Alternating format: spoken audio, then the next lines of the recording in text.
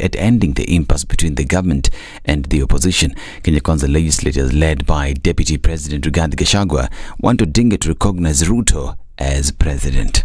Before we can even agree to even talk to him, he must first acknowledge in public that President William Ruto is the president of Kenya. So the issue of us having a discussion does not even arise because he says he doesn't recognize William Ruto as president. So how do you talk to somebody who doesn't recognize your legitimacy? So we say, tell your MPs because they are elected to talk to ours. Isn't it? But us, we cannot talk to Raila on what ground? Who is he in Kenya? We talk to him as who? He's just an ordinary citizen. His sentiments have been backed by Nyeri Senator Wahome Wamatinga. If he wants to have any dialogue, first of all, he must start by accepting that there is a legitimate, constitutionally put in place government led by none other but Dr. William Samoei Ruto. That is the minimum that he should start. And again, I'm saying the approach that the president suggested of parliamentary and bipartisan dialogue, that is the right way. That is what we've been doing all the time.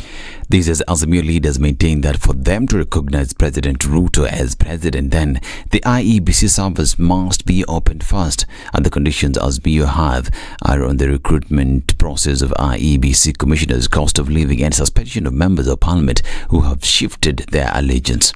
And Garissa County Woman Representative Udgun Siyad Kuno has emerged as the only one so far keen to take over the Deputy Minority Whip's post in the National Assembly under the Azimio la Umoja One Kenya Coalition Party. Kuno, who was elected on a Jubilee ticket, said she is equal to the task and promised to deliver if given the opportunity to serve. This is after nominated MP Sabina Chege was de-whipped during last Thursday's Azimio la Umoja One Kenya Coalition Party parliamentary group meeting that was held in Machakos. And political parties will wait much longer before benefiting from the last tranche of this financial year's state funding. Registrar of Political Parties Agnes Nderitu has asked the country's 48 political parties to hold their horses until the courts deliver a verdict in May. According to the ORPP, political parties got 737.5 million shillings for the 2023-2022 financial year. And Speaker of the National Assembly Moses Wetangula has cleared the way for cabinet secretaries to appear before the House plenary to respond to questions as well as provide reports sought by members. Wetangula clarified that principal secretaries and chief administrative secretaries will not be allowed under the amended standing orders to appear before the House to answer questions raised by members. The new procedure, which is similar to the question time session which existed under the repealed constitution, provides for a member to deliver a signed copy of the proposed question to the clerk, who shall process it. The amended standing orders give priority to questions and reports by cabinet secretaries every Wednesday afternoon for a period not exceeding 3 hours. And the National Assembly Committee on Diaspora Affairs and Migrant Workers is set to question the Director General of the National Employment Authority as it continues to probe over the operations of private employment agencies. This comes as the government puts in efforts to address the perennial challenge of Kenyan migrant workers who continue to suffer in foreign countries. MPs in the committee in February demanded fresh registration of agencies that recruit Kenyans to work in foreign nations in order to govern the sector. And the government salaries for civil servants in Kenya have been delayed this month due to an operational liquidity crunch. This is according to David Ndii, chair of the President's Council of Economic Advisors. Speaking on Citizen TV's Morning Report show, Ndii explained that the government typically ensures every monthly maturities to raise money to refinance bills and bonds. Government is extremely wasteful. There is not a single day that I'm not exasperated by not just how wasteful it is, but by how deliberate it is and how unbothered people are. It's not just this government. Governments are very wasteful. But we do need to put in systems that try and get more value of more money. We probably could strengthen the Auditor General's office so it does a lot more value for money. Audits, automation. There's a lot of automation, particularly around procurement. This is Newswire. Dennis Alsato. Good morning.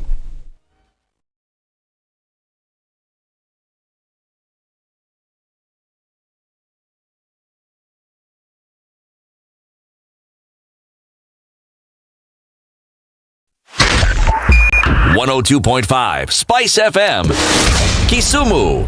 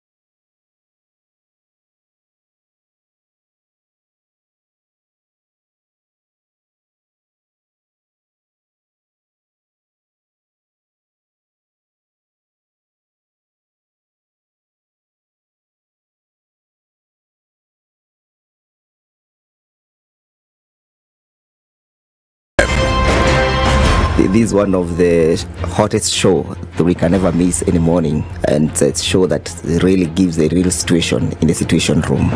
Pleasure to be here. Thank you guys so much. Nduthai, nice meeting you. Even beautiful in person more than in photos. Say that again.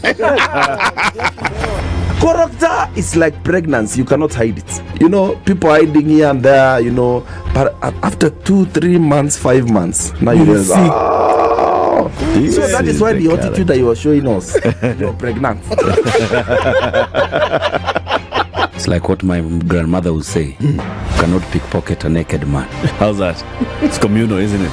No comment. The Situation Room, Kenya's biggest conversation.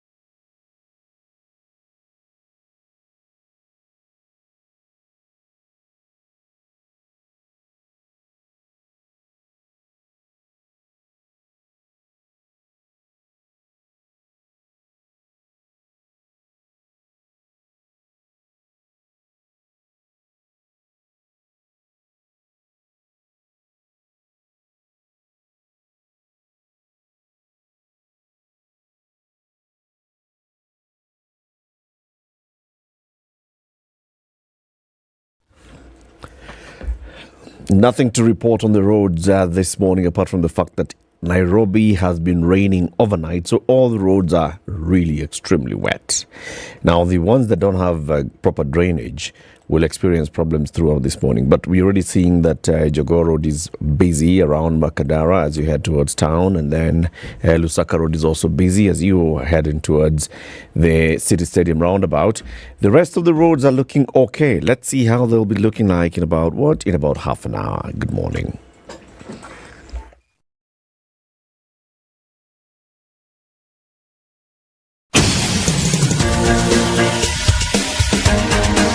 This is The Situation Room, the home of hard-hitting political commentary and penetrating insights about the state of the nation. This is a talk radio experience like no other. The Situation Room, a place for hard truths, debates, and elevated conversations. The Situation Room, witty, political, engaging, deep, controversial. In the room, we have C.T. Muga, researcher, academic, seasoned political observer, a fountain of wisdom in these politically uncertain times. Ndu Oko, Nigerian by birth, Kenyan by choice, communications expert, Pan-Africanist, a truth seeker and believer in people power, and Eric Latin, agent provocateur, the man in the chair, seasoned journalist, news hound, a man who believes in punching up, not down. This is The Situation Room, the only way to start your day. How are you doing? Welcome to Tuesday, 11th day of April 2023. It's 10 minutes after 6. How you doing? This is the Situation Room. The conversation begins right now. Remember, Ndu away for the entire week, back next week, but we have a guest host who's joining us today, introducing him shortly. CT Muga is in the studio, and yes, the conversations continue. Arnold Maliba is a political analyst. He is a guest host. He's a public policy analyst. He's our guest host today. Arnold, good morning. Morning, Eric. How are you? Mambo Panamba. Hold on. This girl did the other thing. Now, that's your mic. Okay. Good morning. Morning to you, Eric. Hey, bwana, changamka bwana. I'm sitting on Ndu's seat, so it's... yeah, she's usually very bubbly.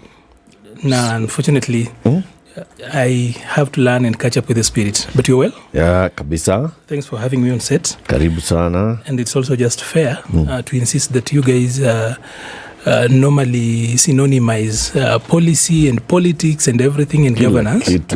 Which is not fair, especially all for those of us who are strictly... As long as you're an analyst of something. Umesikia hiyo kizungu. Sisi tuna synonymize. Sisi ni synonym. So long as we're doing, there are guys who are system analysts, like for example, doing technical stuff. Those ones we know about. Yes. So the rest of you guys who talk about the same thing. No, we don't. As in, we don't talk about the same thing. Like for myself, I do policy and specifically public policy. Okay. So strictly, I should be a government technician. Okay. I'm a fundi wa serikali. All right. So then I'm not necessarily doing politics, even though you cannot 100% separate politics from policy. Okay. There's always a nexus in between. But it's important that you differentiate. It's those small things that make people fight. So we synonymize this nexus. You shouldn't synonymize these things. So what's the difference between the public policy analyst and a governance expert? Governance could be overall. A good governance expert should be at least somebody who has done, who's a certified secretary over and above any other thing they have done, because secretaries are the people who are in charge of governance. Even though nowadays we have got academic courses around that, but the professional governance expert should be what in the days of old we used to call a CPS.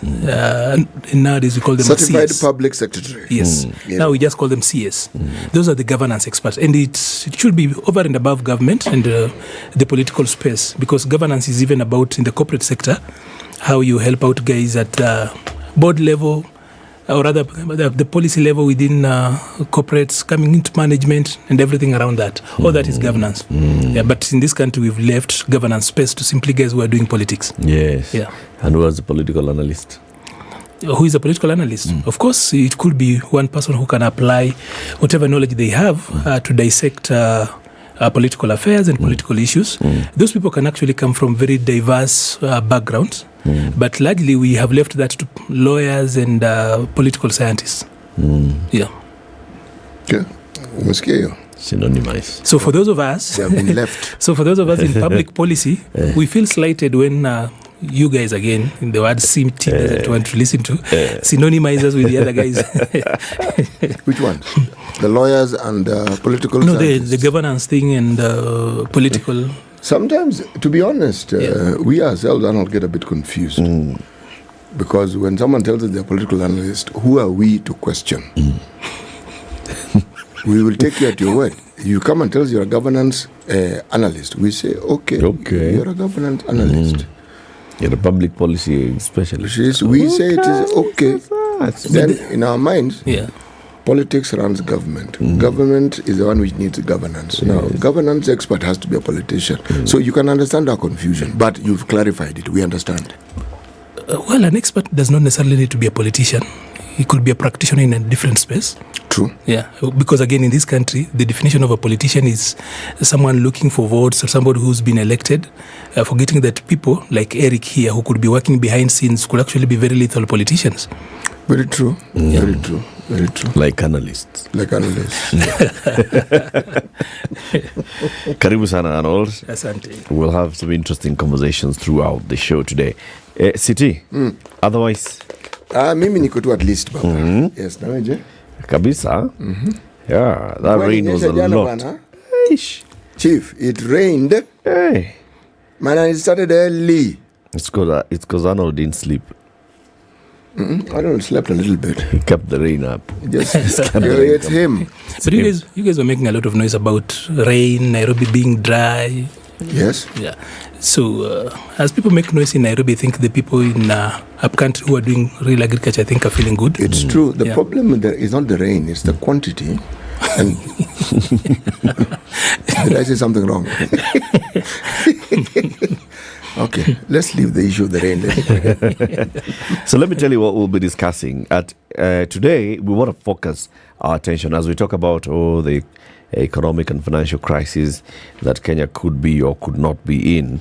We want to focus our attention on the education sector. How is that affecting education? So we know so far that grade 7s, the junior secondary school, has been severely impacted by that whole confusion around the transition.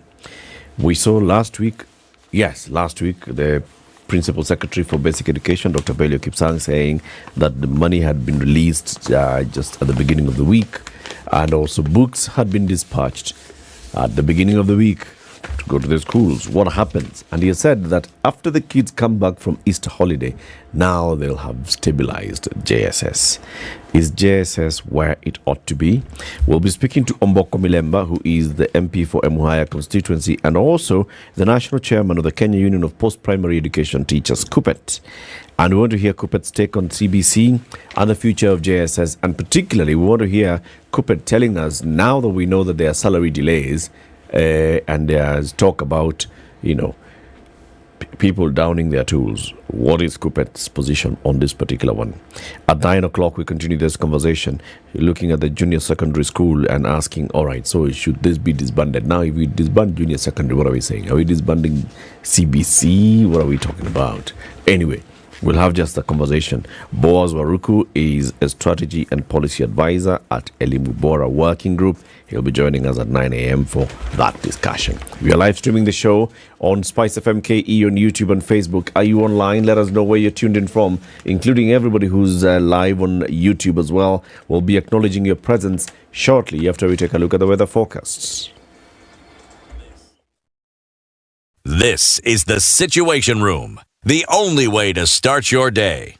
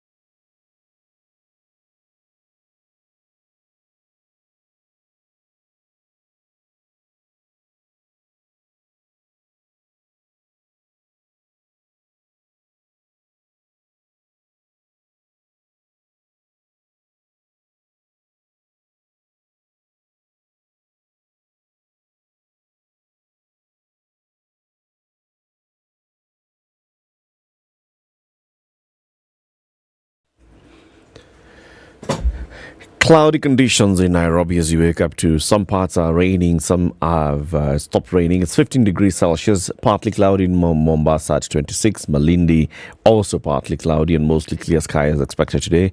Currently temperatures are at 26. Kisumu clear skies at 20. Nyeri mostly clear at 15. Nakuru clear at 15 as well.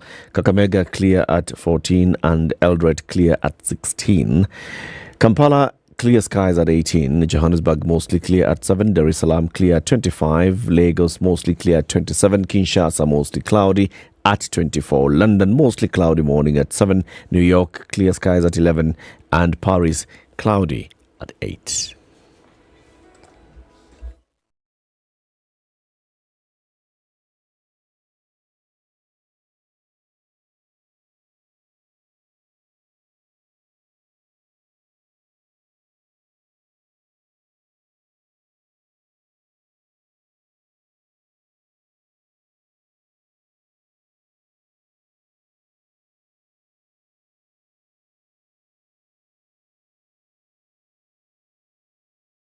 All right, good morning. Let me tell you who's online. There are very many people who are already up and about, and they're saying they are tuned in. All right.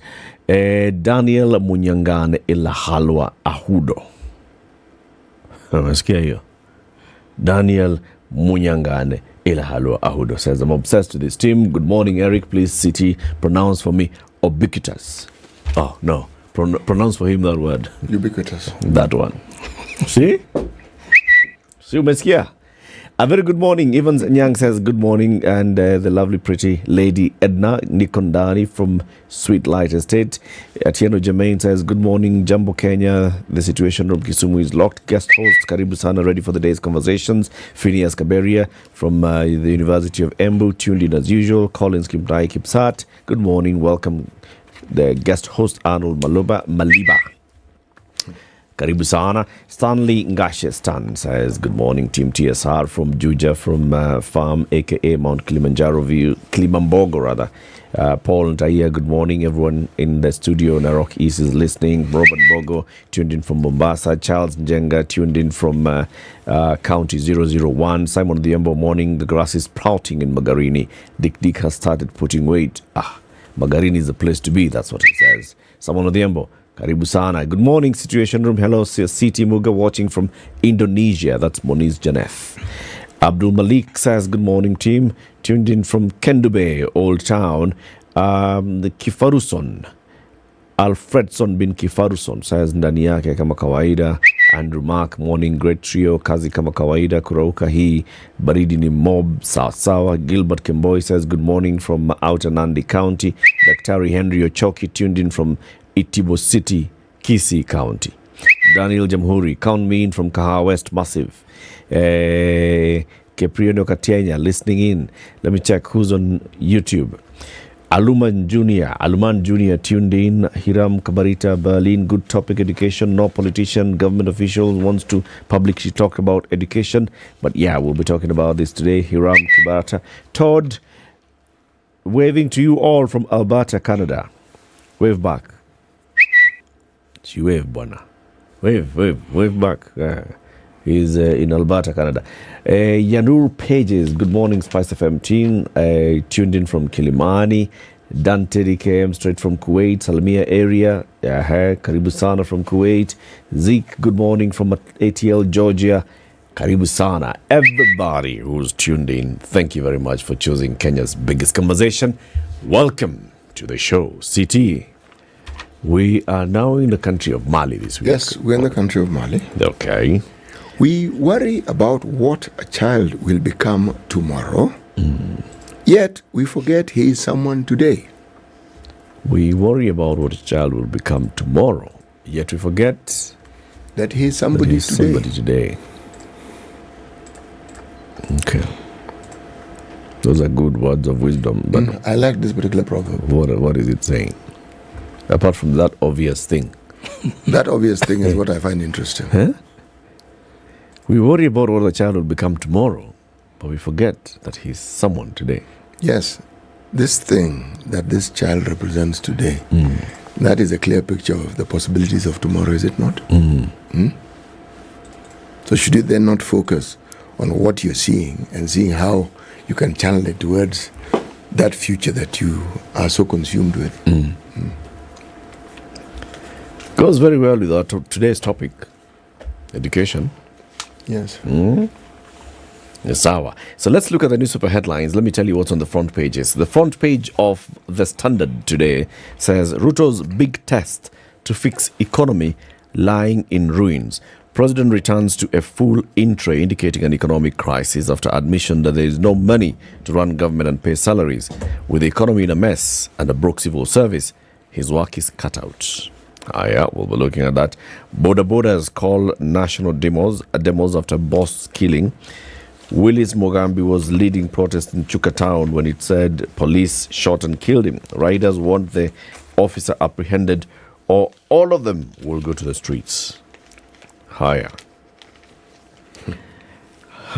Then they have this photo here of musician Esther Akoth Kokeyo, popularly known as Akothe.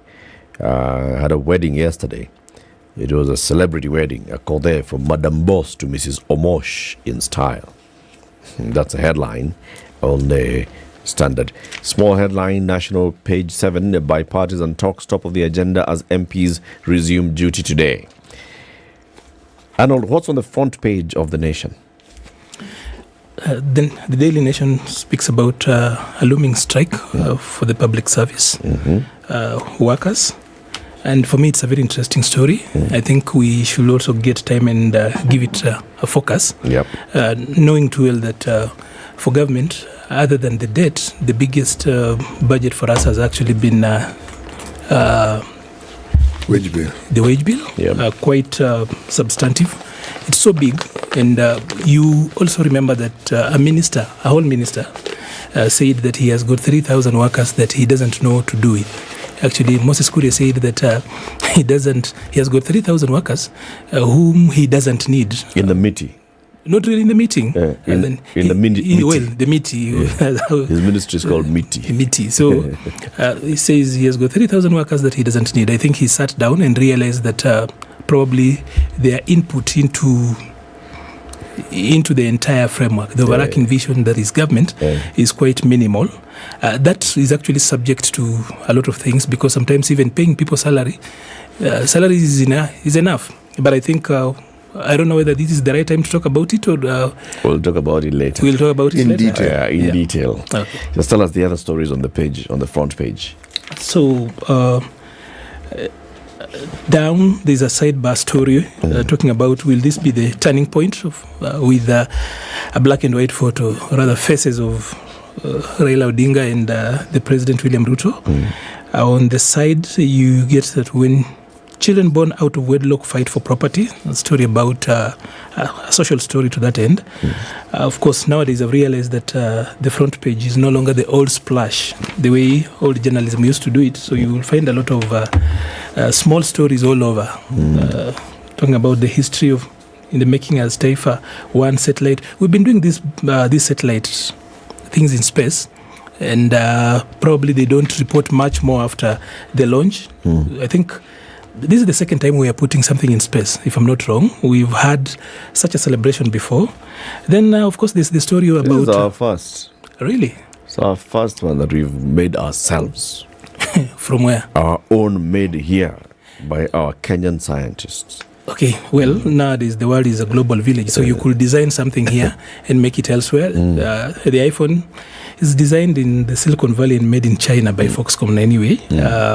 Then the other story that is interesting is about armed bandits storming a hospital to release a patient in a daring 2 a.m. incident. So, of course, there's the question on what was the rank of this bandit in the bandit world. Probably the bandit general. Why would you have bandits storming a hospital where there were 10 officers? They overpowered them. Of course, no one was injured during that particular incident. The name of the patient is known. But this kind of anarchy, of course, is something that we'd love to hear the Minister of Interior speak about. We joke a lot because you cannot encourage this. Yeah, those are the stories. Back page. On the front page. At the back page, we have got students' health plan on the verge of collapse. NHIF, I think it's called EduAfia. Over 800,000 secondary school students are yet to benefit from the initiative due to logistical challenges. I don't know what logistical challenges would mean. So that is the story that is actually at the back. And of course, a small story, just a headline on Manchester City to host Bayern Munich. Okay. Not much. That's all there is at the back end of the story. Well, look at them in detail. Let me tell you what's on the front page of the Business Daily. Mama Ngina's state salary hits 679,800 shillings per month. The former First Lady, Mama Ngina Kenyatta's state pension has been increased to 679,800 monthly amid renewed scrutiny over her family's multi-billion shilling wealth.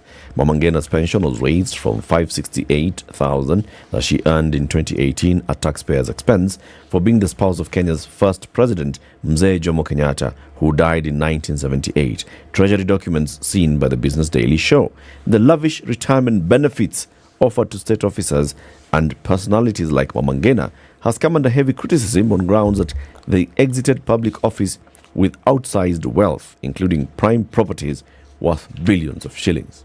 So now, because they exited, they should not be given a pension. Well, that's a valid question, isn't it? You see, there are countries where when such a thing is discussed, you will find that the salary is indeed paid, but it goes directly to charity. So the person doesn't actually benefit from it directly. So what's the point? The point is, it doesn't matter. She is not being paid because somebody woke up in the morning and decided to pay her. There's a reason why she is being paid. It's etched somewhere that a former first lady like her should be paid. If that were not the case, then she wouldn't be paid. So I don't see what the hoo-ha is about. And the only two people who are receiving this salary are former first lady, just her and her daughter-in-law. Yes, because they're the ones who are alive. Yes, it's only those two. But they're the ones who are alive. Every other first lady we've had is not alive. So, yeah. Anyway, we have Arnold here who understands government public policy. He'll tell us these things. How this thing works. Let me tell you the other headline. Tender intrigues rock 59 billion shillings KPA's special economic zones. The Kenya Ports Authority tendering team is split over the award of lucrative contracts for the proposed 56 billion shillings Dongo Kundu special economic zone at the port of Mombasa, threatening to delay the project. The 11-member tender committee is split into two factions over the firms to award the multi-billion shilling construction deal amid claims that bidders have infiltrated KPA. One of the factions has 6 members and the other faction has 5 members, in the wake of claims that the larger group is intending to slant the outcome of the tender. 3 persons familiar with the project have revealed. Now, what is this saying? A tender committee is actually not looking at the tendering process with the eye of what they're supposed to be looking at. They're thinking they're aligned to the bidders. Yeah. Isn't that the practice? But that's very good question. When it comes out like openly like this, surely. And you realize that the bidders are themselves not very well behaved because by the time it seeps into the media, then you know that they're the ones who brought it out. They're the ones who are actually bringing it out. So somebody probably just wants to scandalize this so that then it starts afresh, where they can actually have a better option, or rather a better fighting chance. Yeah. City. Yes. The Star, top right-hand corner, in this color that we refer to as teal or green teal, Mbogwa replacement, Ruto to receive 4 names of top candidates for Deputy IG today. And today being the 11th of April. Okay. Immediately after that, tension deep. Deep-set rivalry involving 2 sides has been playing out. Focus on MPs as Ruto allies set new terms. House has a task of weaving a truce between Ruto and Raila. Story is on page 4 and 5. Then on the right-hand side picture, there's the same story of this lady called Esther Koth and a gentleman called Dennis Schweizer, who had a wedding at that golf place. Windsor. Windsor, yes. Okay. Good picture. Lovely stuff. Lovely stuff. Unfortunately, I didn't see very good photos online yesterday. What do you mean not good photos? I'm told people with cheap phones took bad photos.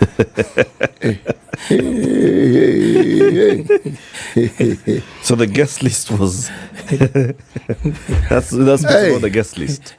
I'm not accusing the celebrities who attended. Now this is now this is our lips. No, as in, had I been there, you'd have seen better photos. I'm simply reporting what is actually out there on Mukuru kwa Zuckerberg, which is Facebook on the other side. So like sikuna Mukuru kwa Njenga, so you can clearly call Facebook Mukuru kwa Zuckerberg.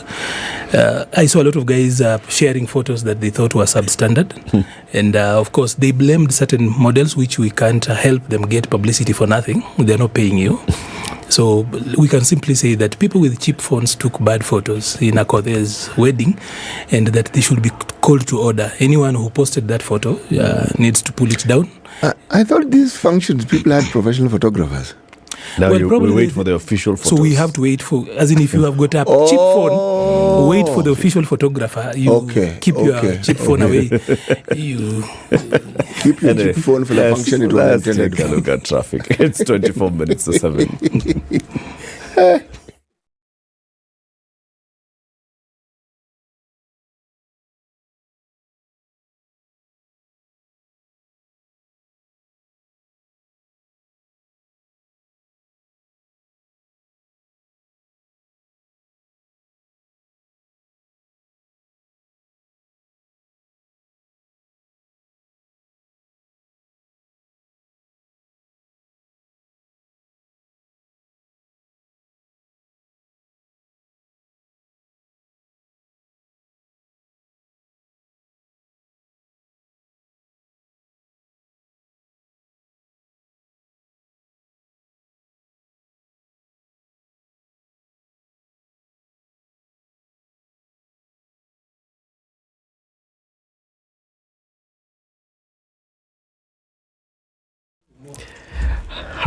What's happening on the road? Thika Superhighway is not looking like yesterday or Saturday or Friday.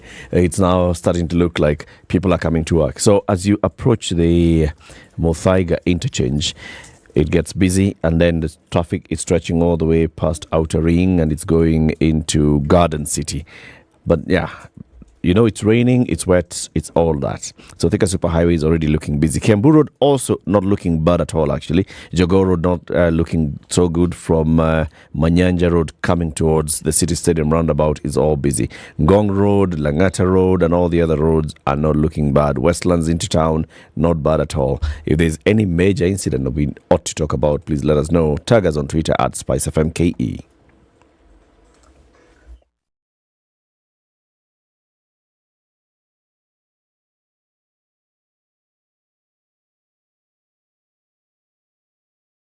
Mature, intelligent talk every morning.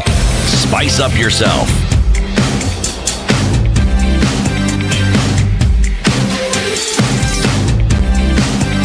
Mornings done right. All right.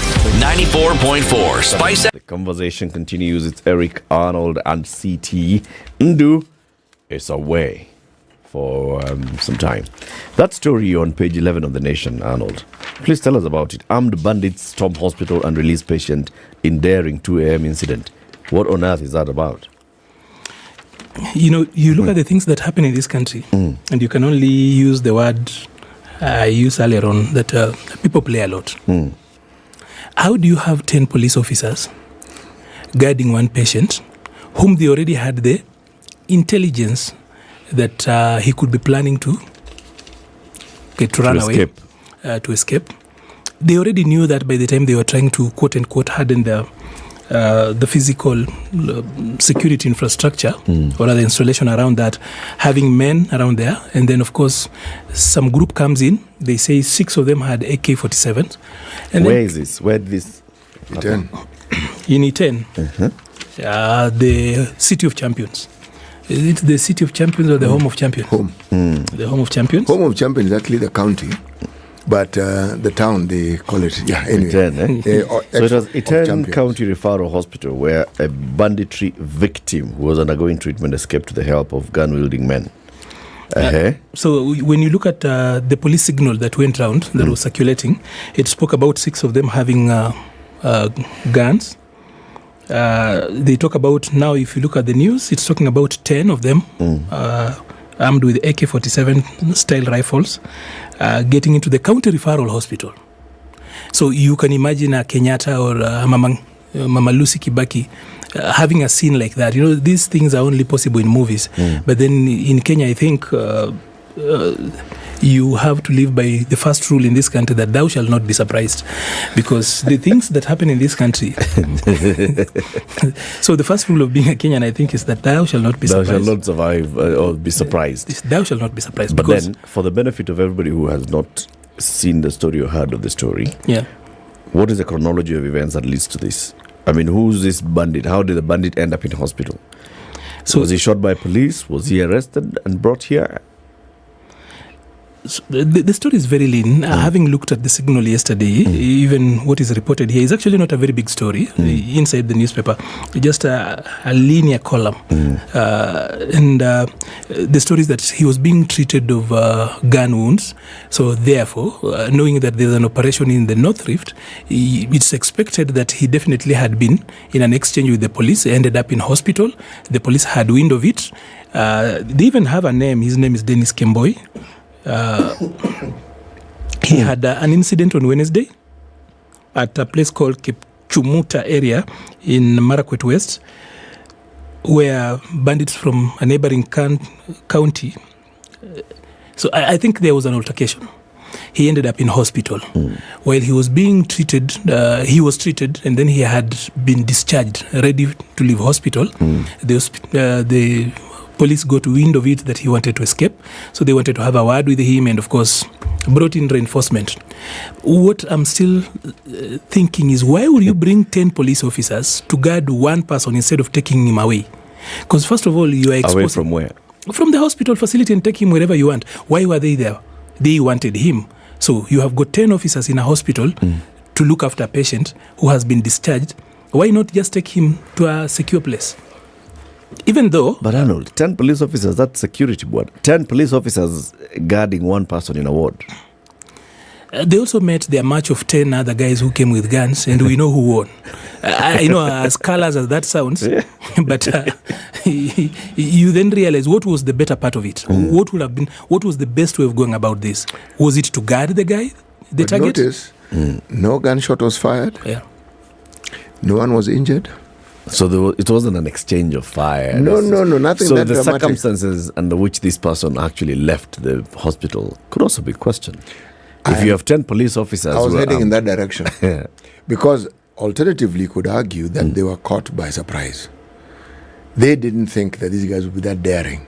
So while the discharge process was nearing an end, the guys, they say they stormed into the ward, and took. Now, how did they know exactly where this person was? How did they know which ward to storm? And was this ward close to an entrance? Because normally, wards where you travel some distance, even if it's a couple of feet before you get to the entrance, and the police, some we're told were guarding the entrance. So where were the police who were guarding the entrance? I mean, there is a story of this supposed thug who was rescued by fellow thugs, but there are gaps in this particular story. Well, a lot of times we actually seen the police reporting not necessarily being 100% reflective of what was on the ground, because a lot of times when you hear the stories that the people on the ground tell and what the police then report, especially on their sensationalist social media handles, you find it's two different narratives. But then that is how we see, human beings. Anthropologists argue that the only difference between us human beings and other animals is that we are storytelling animals. So the way we tell stories could be different. It could be from our perspective, but then you would expect that there shouldn't be so much variance. Luke, John, Mark, everybody, including Matthew, talk about the story of Jesus from different perspectives, but you don't necessarily you cannot question the person of Jesus because different people told his story differently. But every time you look at what the people say on the ground and what the police report is normally different. But be that as it may, also we should also ask ourselves, what was the balance of fire like? Yeah. When you are here, you've been told you are in the business of guarding a patient, not fighting a cattle rustler. Then all of a sudden you have got cattle rustlers. What do you do? Well, yeah, because if you open fire, then you endanger. In a hospital facility, again, you are endangering more people. Yeah. So probably, from an operational wisdom, that was the only way. Police decided maybe. Yeah, that one person was not worth all any massacre that could come in a hospital setting like that. So there is wisdom to that also. I think we are agreeing with that anthropologist whom you know. It makes sense. We are a storytelling species. Yes. But you see, CT, by the way, Eric, do our people know what CT means? You can't just have a guy on show calling himself CT for the longest time he's been around here. That's his name. Calling myself CT. Those are my initials. I'm talking about him calling you CT, and people we do not know whether CT is Christmas tree. No. Okay, that is his name. It doesn't matter. It's initials, yes. It doesn't matter what they mean. So all of us will just call him Muga because that CT could mean so many things. So the point was... All right. Since you decided to become flowery with it, it also stands for chlamydia. Sexually transmitted disease. Okay? Are you happy now?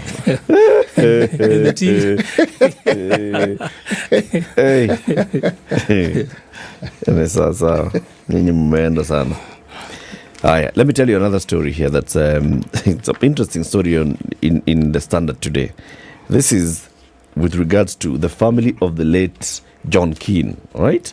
So the Keane family is in a long-drawn legal battle over his 13 billion shillings property. And sometime in December 2015, the veteran politician John Keane wrote a detailed will expressing how he wished his wealth would be shared. This was at least a year before he died on Christmas Day the following year. From court documents, it was estimated that the former assistant minister in Moi government had amassed more than 13 billion shillings in wealth. In his will, maybe as a further precaution to ensure that his name would not be dragged in endless succession battles, he put a caveat that anyone who challenged his wishes in court ought to forfeit the share of wealth that he had gifted them. I have put this thing, this is my will. If any of you challenges it, you lose it. Good one. This one goes into yesterday. You saw yesterday's headline in The Nation that we talked about briefly about the billionaires and how they avoided such issues. Nevertheless, his family is in the sort of dilemma he so much wanted to guard them against. The children of his first wife, Gladys Wairimo, have filed a case against their stepmother, Rosemary Sanau, and stepsister, Pamela Soila, in a battle over 39 properties that they believe were acquired by their late mother and father as matrimonial properties. Wairimo died while a succession battle between the three wives was still before the family court at Milimani. She argued that her late husband failed to factor in her contribution to his wealth before he married her co-wives. In January this year, Justice Agri Muchelule declined to hear an argument that she was entitled to a share of matrimonial wealth, stating that the court was hearing a succession case and not a matrimonial one. So the family of the first wife had gone to say, okay, this 13 billion shillings, part of it, I had contributed to acquiring it. So we should first of all look at that and split half. Then the rest goes to those other two women. The judge told her... Now those are different issues, boss. Here? Now here we are looking... The case that's before me this year is a different case. It's basically just those things that we call messy cases. It's 13 billion shillings. He had divided among all his children, all his beneficiaries in his family. You know, the true beneficiaries of these things are the lawyers.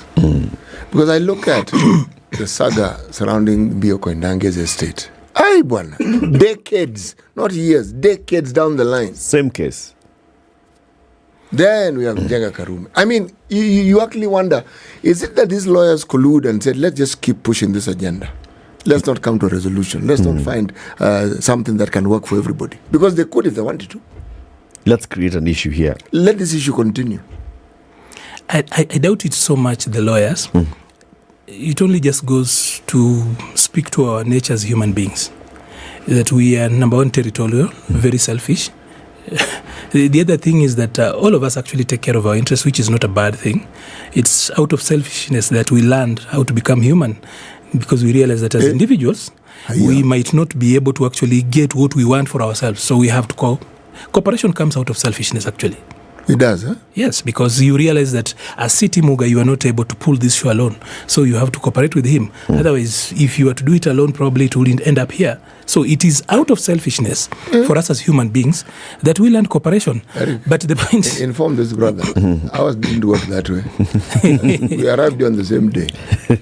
Well, so the designing and the structure. So but your point is a valid one. So you see, when you look at how people fighting for wealth behave, I know guys have spoken about hardliners, and specifically people talking about politicians being hardliners.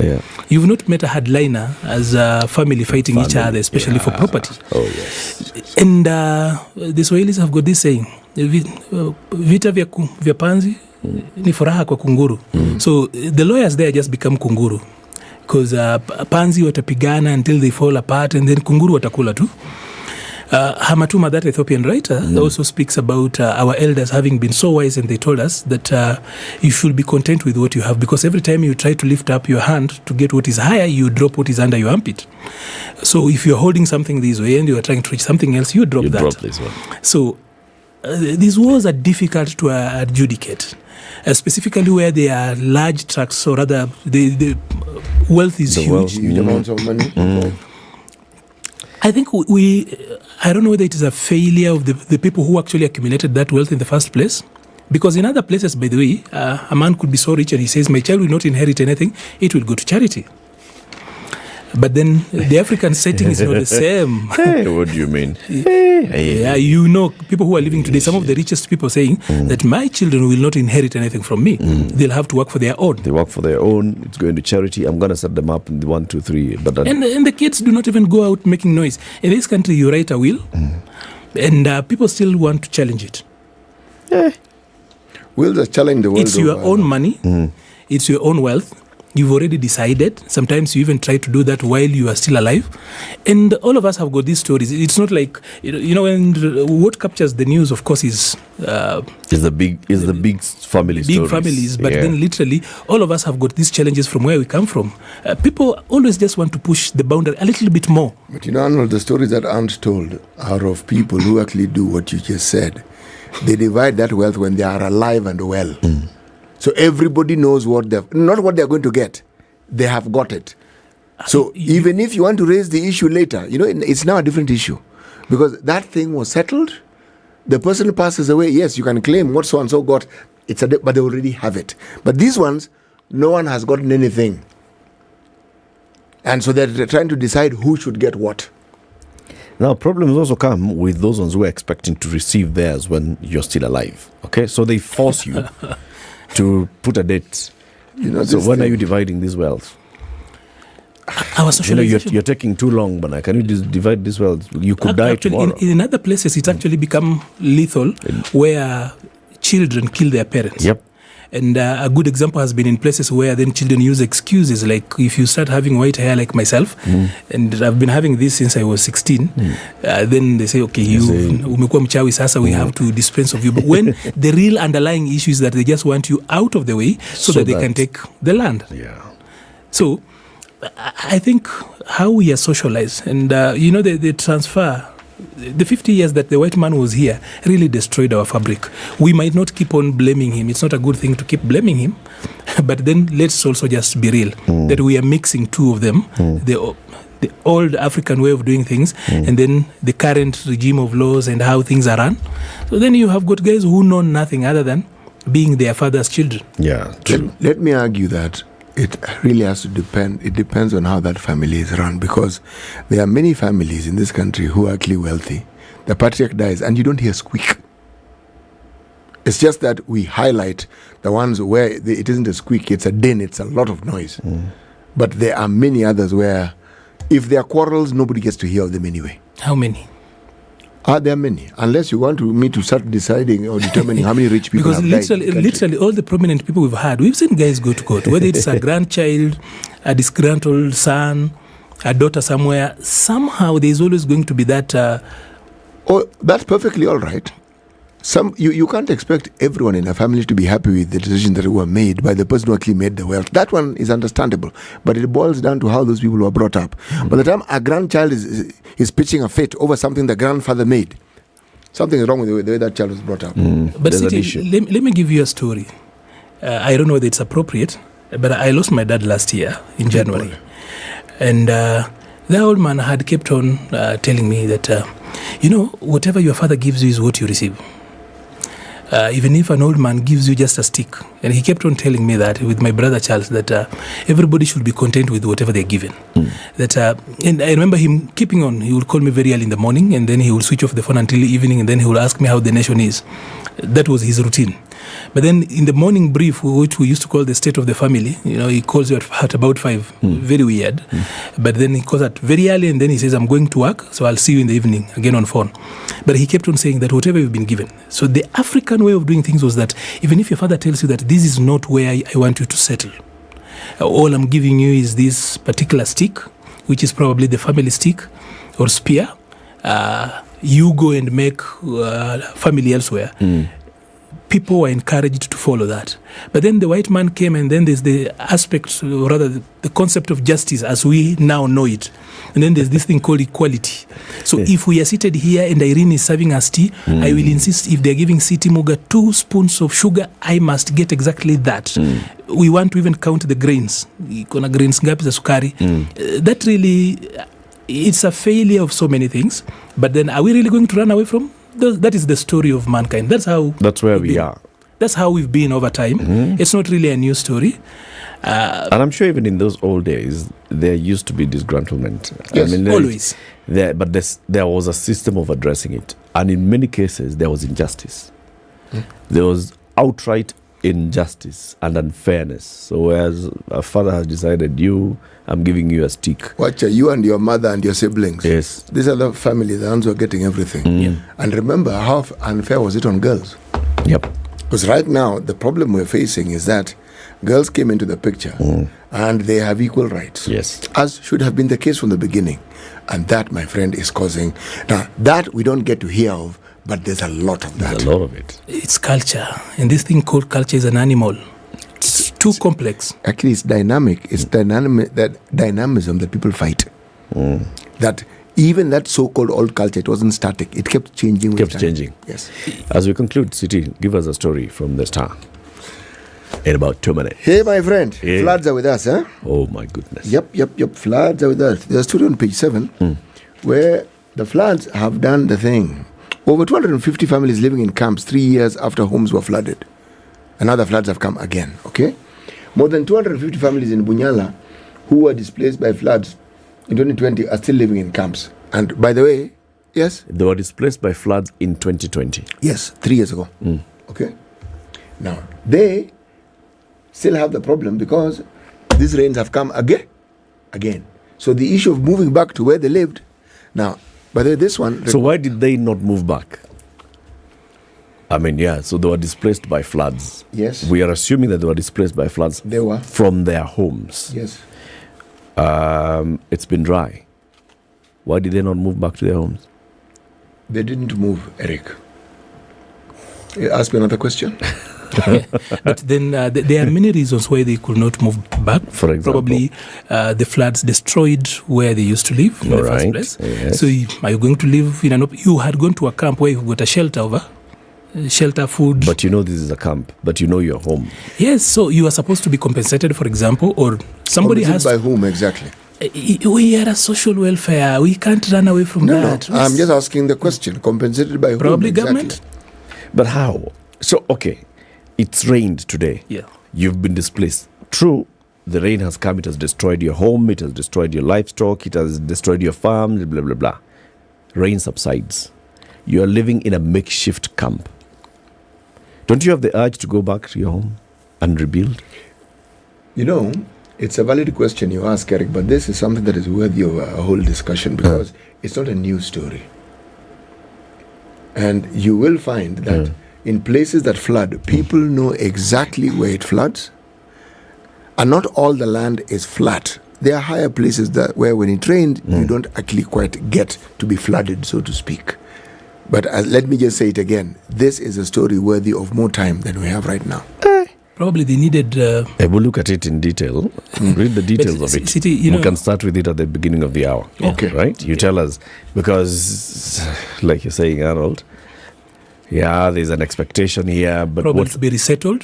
To be resettled by... Elsewhere. Who is this who's resettling and why? We are not entirely living in a vacuum, and this story cannot be looked at geometrically. There are a lot of overlapping lines. Those are the ones I'd like to understand. Keep it here for more conversations coming up in the next hour. Good morning. It's 7 a.m.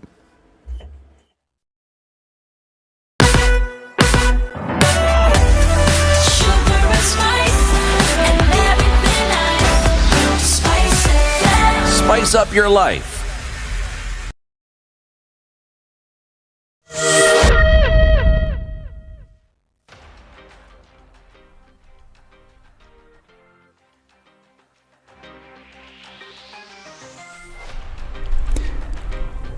Good morning, this is Newswire. I'm Dennis Aseto.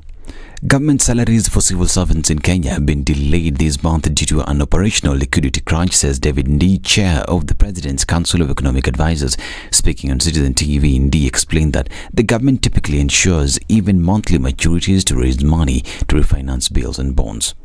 Government is extremely wasteful. There is not a single day that I'm not exasperated by not just how wasteful it is, but by how deliberate it is and how unbothered people are. It's not just this government. Governments are very wasteful. But we do need to put in systems that try and get more value of more money. We probably could strengthen the Auditor General's office so it does a lot more value for money. Audits, automation. There's a lot of automation, particularly around procurement, that could help government be more cost effective. However, unusually heavy maturities in March, where the government paid 150 billion shillings of maturing bonds and bills in a couple of market movements caused by the U.S. Treasury raising its rates and Central Bank of Kenya raising the CBR rate last week, have created a situation where the market is adjusting. And the demand that Azimio leader Raila Odinga recognizes President William Ruto's presidency is among the conditions put in place by the Kenya Kwanza team, expected to be announced today ahead of the bipartisan engagement aimed at ending the impasse between the government and the opposition. Kenya Kwanza legislators led by Deputy President Rigathi Gachagua want Odinga to recognize Ruto as president. Before we can even agree to even talk to him, he must first acknowledge in public that President William Ruto is the president of Kenya. So the issue of us having a discussion does not even arise because he says he doesn't recognize William Ruto as president. So how do you talk to somebody who doesn't recognize your legitimacy?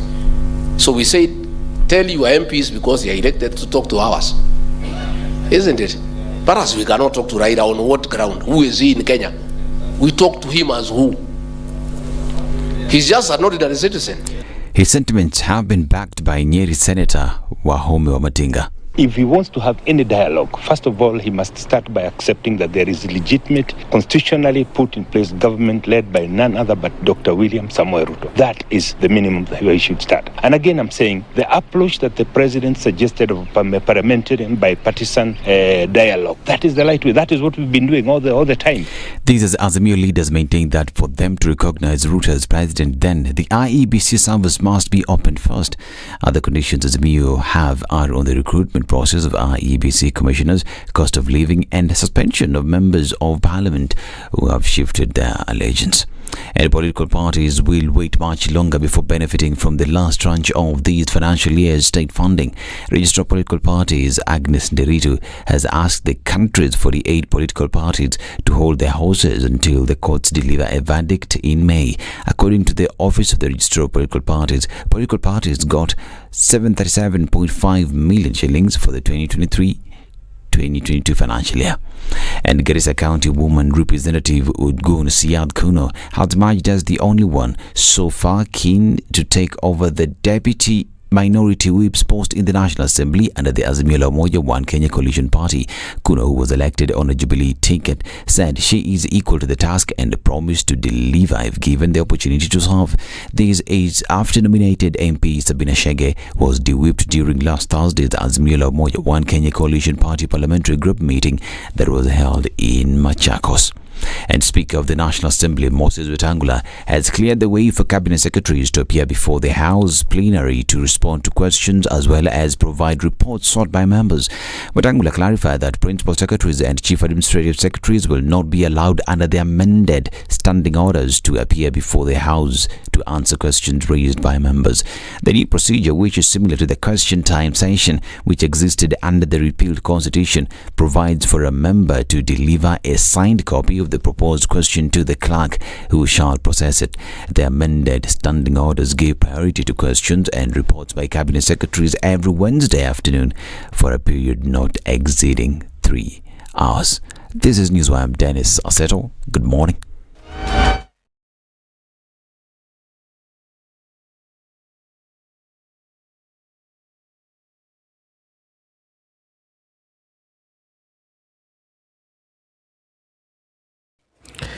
It's a Tuesday that's like a Monday, and everything is looking like a Monday would look like. On the roads, Jogoo Road is busy. Uhuru Highway is very busy between Museum Hill into University Way into Kenyatta Avenue roundabout. Very, very busy. Thika Road, the traffic stretches way beyond Garden City Mall. Okay, so just be careful as you're coming in towards town. Just be patient. It's actually starting at Garden City Mall, stretching all the way into Pangani. Kiambu Road is also busy from DCI headquarters coming in towards CBD. Ngong Road is not looking bad, but there's something that's happening at Cabanas interchange. Just be patient as well. So Cabanas into Changombe, in the one that turning to come back into Mombasa Road, that's busy. Eastern Bypass as well is busy at Embakasi. Anything that we ought to talk about that's a major issue that is causing these traffic snarl-ups, please let us know. We'll alert everybody else. Spice FM KE on Twitter.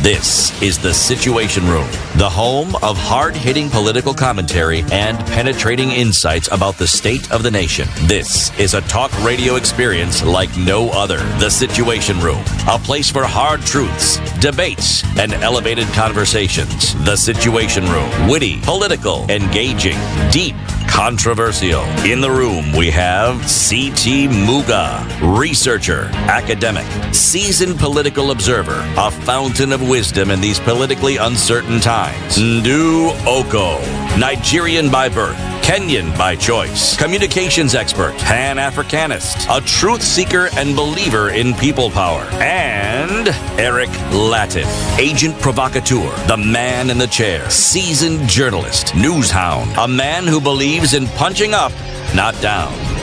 This is The Situation Room, the only way to start your day. Good morning and welcome to the second hour of The Situation Room. It's the 11th day of April 2023. Eric and C.T. Muga. Nduoko is away this week. She's taken a break, but we have a guest host today. His name is Arnold Maliba. He's a public policy analyst. He joins us for the show throughout the show today. C.T.? Yes? Let's begin the hour with the day's proverb tafadhali. Indeed, let us do precisely that. Okay? We worry about what a child will become tomorrow, yet we forget he is someone today. We worry about what a child will become tomorrow, yet we forget who he is today. Okay. We'll wait for our other guests to join us at 8 a.m. Omboko to come in and tell us what he's thinking about this is. Omboko Milemba, who is a Corporate National Chairman, joins us at 8 o'clock. Let's hear his interpretation of that one. Did you get your interpretation of this, Arnold? You went round about this one. I did. Worrying about what the child will become today, forgetting that he's someone today. So worrying about what the child will become tomorrow. Forgetting about what they are today. First of all, I think these wahengers and their proverbs sometimes didn't think them through very well. Because the fact that you are worrying about what they'll become tomorrow is that you already appreciate that they are somebody today. So what they are today, you are trying to actually project into the future. And I know worrying doesn't help so much, but it's important to also think about tomorrow. If it were not for the desire of tomorrow, there wouldn't be so much of what to do. We'll just go back believing in caves like our ancestors. Floods will find us there. There will be no government to call upon. And we will eat roots, leaves, and just move on. So, but I still get the sense of where If you want tomorrow, you probably work on it today. That particular person you are thinking of tomorrow, there might be no tomorrow. So just make the best of it today. Work on the best that you can today. Yeah. That may impact the tomorrow. Okay. Siti, as we went to the news, you were giving us this update on a story that's in the Star. Yes. You know, Please. there's every once in a while, well, every so often we do get heavy rains, but then every once in a while, the rains are torrential. They are fantabulous. They are beyond what we expected.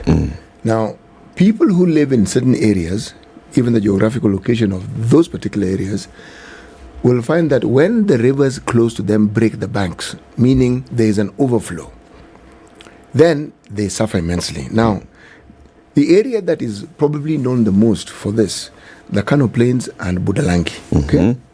Now, if you look at where Budalangi is and you look at its geographical location vis-a-vis Lake, the Nzoia River, and what the Nzoia does and how it travels as it traverses and snakes its way into Lake Victoria, you will realize that when it breaks its banks, Budalangi is likely to suffer. Now, there were some 2 dikes which were built around the time after independence, which helped to forestall this. But over time, it got degraded, and so it didn't do the job it was supposed to do.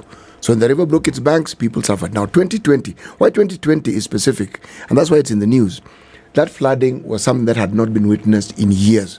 But now, what made it worse, there's something called a backflow, okay? In the recent years, the last 3 years or so, remember, we've been talking about water that just seems to be flooding, moving beyond the lake and coming inland. Around the lake, that's a backflow, okay? It happened in Naivasha as well. And in some places, some buildings were submerged completely. Now, when you find a situation where there's that backflow, as Arnold stated, it then becomes difficult to move back. Remember, we even had this story in Lake Baringo, okay? Schools were submerged. There were certain tourist sites which were also submerged. That's a backflow. Now, when you have such a situation, even when you think of resettling back to where you came from becomes a tricky order because the water level may not have gone down to the point where you can actually resettle. Okay. Now, so if it rains a little more, the situation that you found yourself in previously doesn't get better. It either stays constant or it gets worse. Okay. Now, that's the story of Budalangi and that area, kwa ufupi. Okay. Now, are we saying a solution can be found? Most definitely. Most definitely. Are you saying that the water has not subsided or receded since 2020? It has because we are talking about significantly. It's how many families? Around 400. 400. Yes, according to this story, 250, but they were around 400, which means so 150 have moved. 250 families that were displaced currently by right now are there. In 2020. In 2020, there were 400 in total, but now there are only 250. That are still living in this makeshift camp. Yes. The headline in the Star talks of 250. But if you read into the story, there were 400 families that were displaced. In 2020? Yes. They moved. Yes. 250 have stayed in this makeshift camp. Yes. Since then. Yes. And that's what I'm asking. Why have they been in this makeshift camp? Let me explain something about flooding so that you understand it. When a river overflows, it's not just the water it comes with silt. Right. Okay? It comes with a lot of debris that you may not particularly need. There are those who would argue this silt is good. However, if your building has been demolished, and you're supposed to go back. Let's say the water didn't recede in 2021. Probably by 2022 is when it had receded properly. Even if it had receded by 2021 and your house was demolished, how do you rebuild it? Beyond the technical questions that you ask, I'm still thinking that there's also something that we also need to be bold about. First of all, the National Disaster Management Authority, NDMA, is always giving early warning bulletins. You go to their website at any particular time and you find a lot of bulletins. Early warning. We have never run short of early warning. Like, for example, all of us know that at the end of this year, we will be having El Nino as a country. Now, everybody's pretending like we don't know now. We are busy with bipartisan talks. We are busy with Mandamano and everything else. Then El Nino will be here at the end of the year, running to January, and we'll be acting surprised. I think also as a nation, we really need to be serious. Because why do we have NDMA in place They do their work. We've not given them the resources, for example, for proactiveness. That is left for different government ministries to actually act on that. So even Parliament as they sit today, there's nothing about that. Then you will see people sitting, those hurried, convened Parliament meetings and some supplementary budgets and everything else, when we can actually work towards that particular end proactively and not in a reactionary manner. That way of doing things also gives rise to what I call disasterpreneurship. Disasterpreneurship being people really love to make money around disasters, so they allow things to actually, as in, if I know that you are going to fall on the stairs, City, I would allow you to fall so that then I can demonstrate that I know how to administer first aid. I am caring, I can rush you to hospital, when the easiest way would have been for me to stop you from actually falling. So there's a lot of disasterpreneurship in government. Of course, there are CSOs, and then, of course, even individuals. You will find a few people that City doesn't want to talk about these things, but you will find that some of the people we count as people who are displaced during the 2007-2008 post-election violence, you will actually find that some of them are actually in there for disasterpreneurship. As in, you were never there, you were never hurt, but somehow you got land. We know those cases, we know those people, but then as a people, we want to treat that as normal, as in and that is bad manners. You will also find that even people who are claiming that their homes were swept away, they could probably have got, they could probably build elsewhere, but they have to cause a scene somewhere so that government resettles them, and they have heard about a plan about land somewhere that has been set in place. You know how government plans take long. So do we really have to wait for El Nino to beat us up in December, January, at the end of the year for us to actually do something? We don't need to get there. Do we really need to get people being swept away, even lives being lost, especially when it's not managed well? Do we have to get there? I think we don't. It's the same way, for example. Do we have to allow people to die in demonstrations for us to sit down and talk? Do we have to send people to die? Is it necessary? And then once the people have actually died, then we will actually do Kenya for Kenyans, and all of us will be changaring and everything else, and people will look like they care, and some of them will win elections based on that. I think we are a country that is in need of a proper beating, so that as a country, all of us tupangishwe line, tuchapwe viboko zetu, alafu tuambiwe tukuwe na adabu, because the kind of things we do around here, things we know. You saw floods in Garissa the other day. In this 2020 story, on this show, we spoke to the leadership, community leaders. We spoke to the county commissioner? We did. And the sub-county commissioner and the member of parliament for Budalangi. We spoke to them and the people who are being affected by the floods. And we said, all right, so this has been a perennial issue. What has been done previously? There was a whole issue of construction of dikes. Yes. The MP told us about desilting this particular river.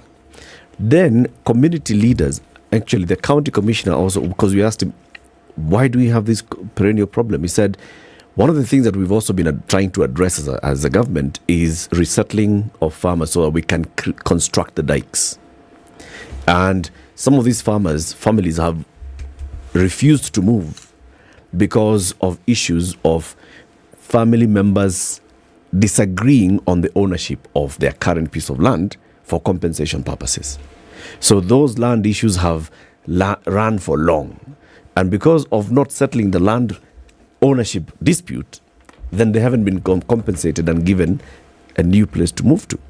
So some of those people who are left there are those that have had long-running family disputes over land and ownership on who owns this land, whose ancestral land was it, where do we go. So it's been a continual cycle of things here and the other. So when you talk about 250 families who were displaced by floods 2-3 years ago, and they're still there now. Currently there's rain and it's flooding, and they're in distress.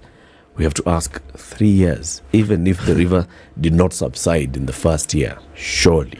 Even if there was a backflow, you see the mitigating activities that are required in such areas. It's not that they are known, they are known. What needs to be done? It's known. As clear as daylight. I come from an area that suffered from floods perennially for the longest possible time. Longest. There was an MP, one. It's called Engineer Nyamunga. In that Kibaki era, Martha Karua was Minister for Water, I recall. The desilting process that took place in River Nyando was interesting. That flooding ceased. It rained, but that flooding, that perennial, nonsensical flooding that kept displacing people, ceased. I am simply saying that when you have a leader who is committed to ensuring that within the means that are available to the government and to him, that they want to bring about change, they will bring about change. But with every passing year, with every passing rain cycle, silt will continue gathering. And this is a process that you don't do once every 20 years. You do it regularly so that you are able to channel the water where it's supposed to. Because when it floods, the water doesn't help anyone. It actually messes up everything that's around it. But as you talk about backflows, probably it's also time we spoke about things that we don't like to say very boldly. We're also encroaching on waterways. Yes, we are. We've also, just the same way we've actually encroached on the pathways of animals, the migration routes, we've also continuously encroached on waterways. And they say water has got a long history, a long memory. It never forgets. Where water passed, it knows. When it's necessary, it will still find its way back. So this is not just about places like Budalangi, even in urban areas.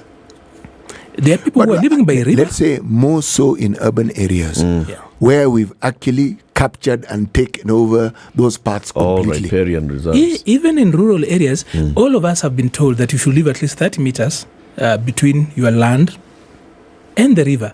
You actually need to go to rural areas and find that people have actually dug right to where the water actually gets in. So we are messing the waterways. And then when water strikes back, we then start saying, there's always that meme about Magufuli asking, na ukichapa utasema umeonewa.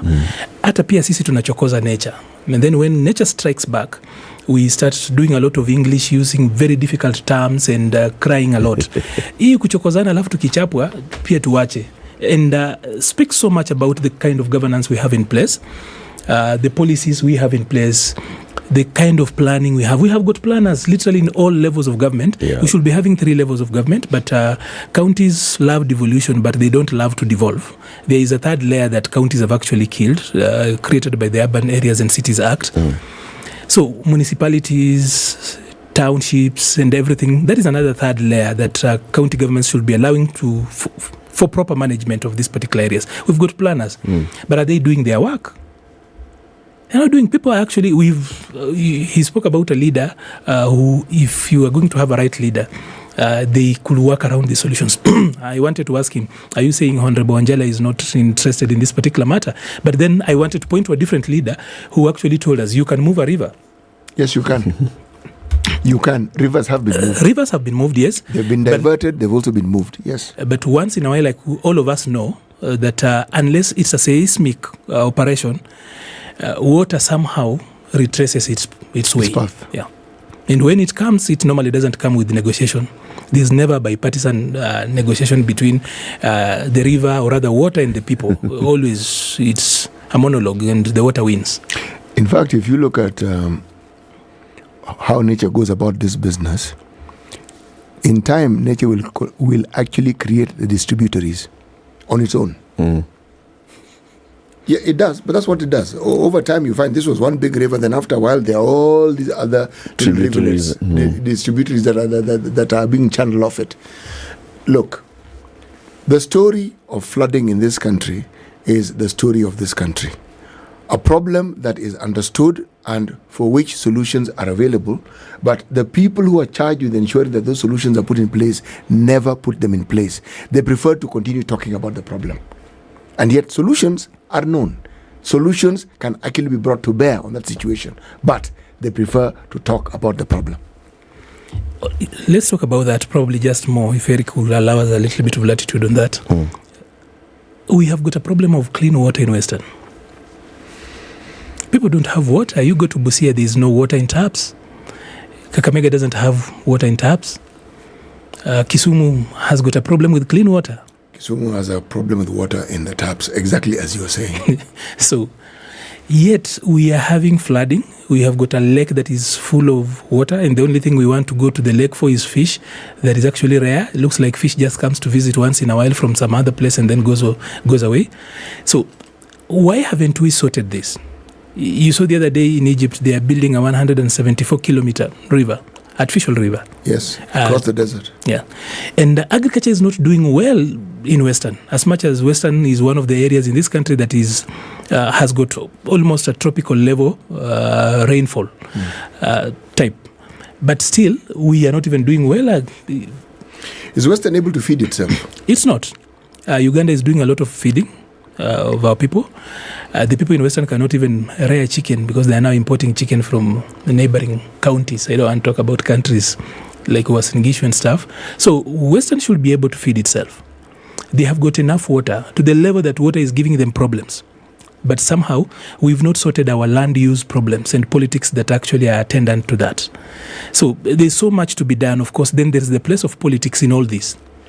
That it's easy to come up with straightforward technical policy and economic solutions, but then you forget that politics as a theory and a way for us using power to manage the affairs of man is actually more complex, and everything else is incidental to that. So what is the gap? What's that gap between policy, the technical side, and politics and the practical side?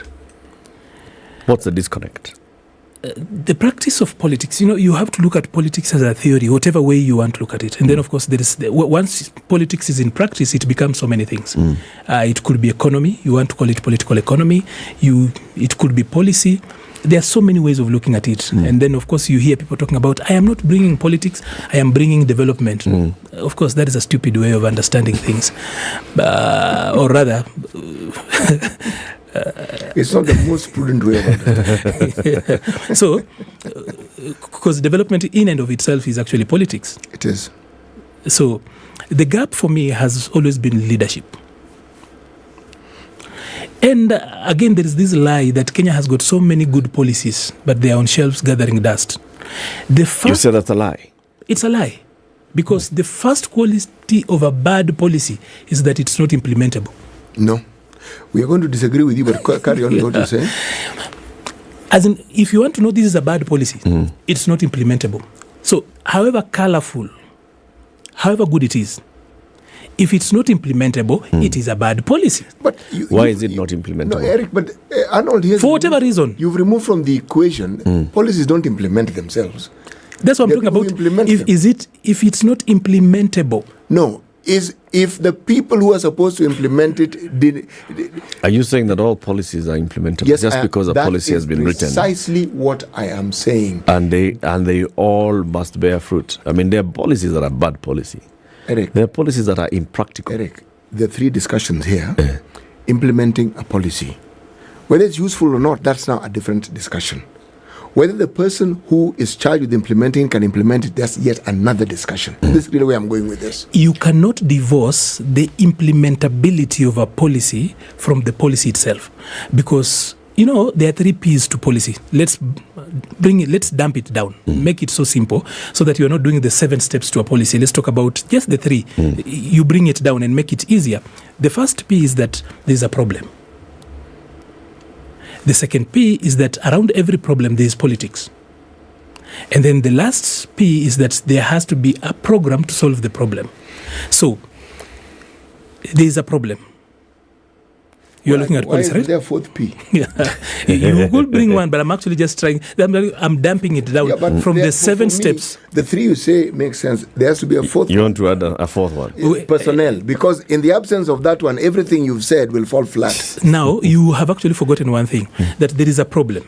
This problem definitely has got people in it, whether it is personnel or the people that are affected.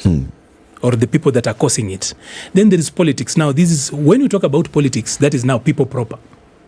Both the people doing it, the people who should enable it, and everything around, including personnel. So politics. How do you manage politics around this particular problem? Once you have figured out how you manage, because the word management already presupposes people. already talks about personnel. So how you manage the politics around a problem then gives rise to the program that solves this particular problem. And program, you're going to tell me, also presupposes people. So for a lot of us, for a lot of us here, of course, a program that is not targeting people, who are your target people? Precisely. Who are the people who are going to be implemented? So this is the thing. For us, a lot of times we look at the program as a policy, forgetting that below it are a lot of things. Because when you're looking at the problem in itself, largely you can become a mathematician and talk about data. But what does data say? What are the threats? How do we understand policy without the program? As a layperson, when someone tells you that the government has this policy, what gives you the visual effect that you require to understand it? It's the program. No, we should talk about the origination of policy. Where does it come from? So how you are going to originate it, if you're looking at the policy cycle, is that there's going to be a problem somewhere. It doesn't even have to come from government. It should sometimes, and most times as it should, is that it comes from the people themselves. Like the people, as in, if something happens in the forest, journalists talk about this story a lot of times, that if a tree falls in the forest where there was no one, is that news? Nobody will know about it. Nobody will know about it. So policy origination in the policy cycle, how you originate and where it starts, that's where we're talking about the problem. There's a problem you want to solve. There is an issue you want to, and that's why I use the 3 Ps. So properly and technically we should talk about data.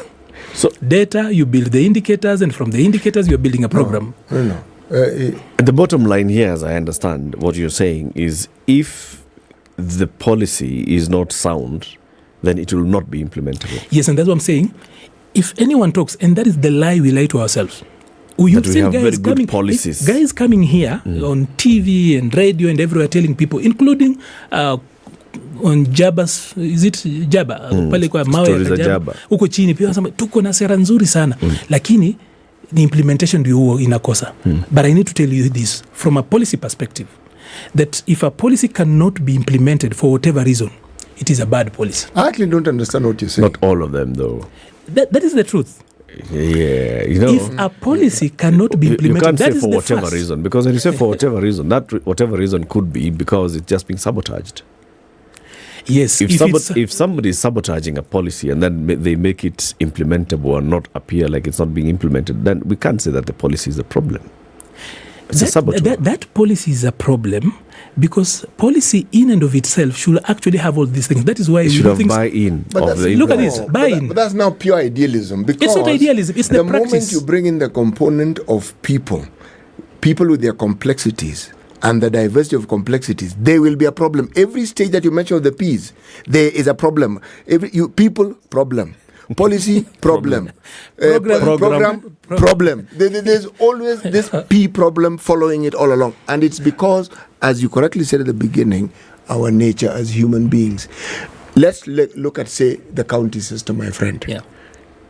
There's been a lot of talk about it. It's not working. Okay. Are you saying that the county system, yesterday we talked about it here, as it's currently constituted, is bad as a policy? Because in many cases it's failing, and from a layman's perspective it's failing because failing? If there's failure, it's a factor of bad management. You see, that argument is not politically or even if I was a policy-wise sound. Because if you're going to make that particular declaration, where is the data to the effect that devolution is failing? You do not have that data. Oh, no, Arnold, please. Say, I do not have that data. You don't have that data. I'd like you to point me to the data that points to the failure of devolution. I said there is a supposition. That was my initial statement. I didn't say there's the fact that. Now that is conjecture. So there are people who claim that devolution is failing. Yes. So without and data, they've made it a discussion that we talk about on a daily basis. And they base it on the findings of the Auditor General more than anybody else. Yeah, they talk about the corruption. Because there is corruption the Auditor in counties, General reports, therefore this means that they... Yes, and also the things that are supposed to be done, which ought to be done. And the one which stands out the most are what we call the bills that have not been settled. Okay? The pending bills. Now, if you've been given money, it's been spent, people have provided the service and they haven't been paid, one can then argue this system is not working as it should. And if a system is not working as it should, then if you said it is failing, would you be wrong? You will be wrong. You'll be wrong. 26 minutes to 8. Let's take a break. Let's take this break to take a look at the traffic and the weather. Arnold Maliba is a public policy analyst. He's our guest host today. Ndu is away for the week, and therefore it falls on me to remind you about this show called My Second Family. The Second Family on Showmax, showing on Showmax. It's about two families. Follow the drama as the Gatehi and the Langat families find themselves locked in a tussle over wealth, power and revenge. The drama starts when 57-year-old billionaire Leo Langat dies suddenly. His secrets come to light, pitting one family against the other. This one is starring people like Ian Bogua, Nick Ndeda and others. My Second Family, showing on Showmax, 25 minutes to 8. This is the Situation Room, the only way to start your day.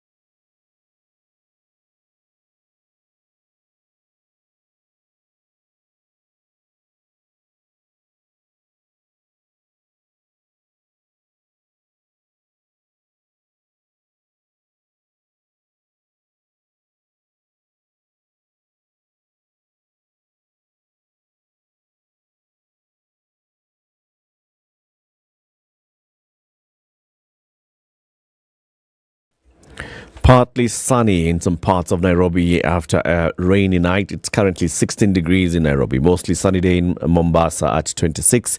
Similar sunny day in Malindi at 27. Kisumu sunny day at 20. Nyeri sunny day at 15. Nakuru sunny at 15. Kampala is a sunny morning at 17. Johannesburg is a mostly clear and cold morning at 7 degrees. Kakamega is sunny at 13 and Eldoret is sunny at 16. Dar es Salaam sunny at 25. Kinshasa mostly cloudy at 24. Lagos mostly clear at 27. London mostly cloudy morning at 7. New York clear skies at 12 and Paris cloudy morning at 7.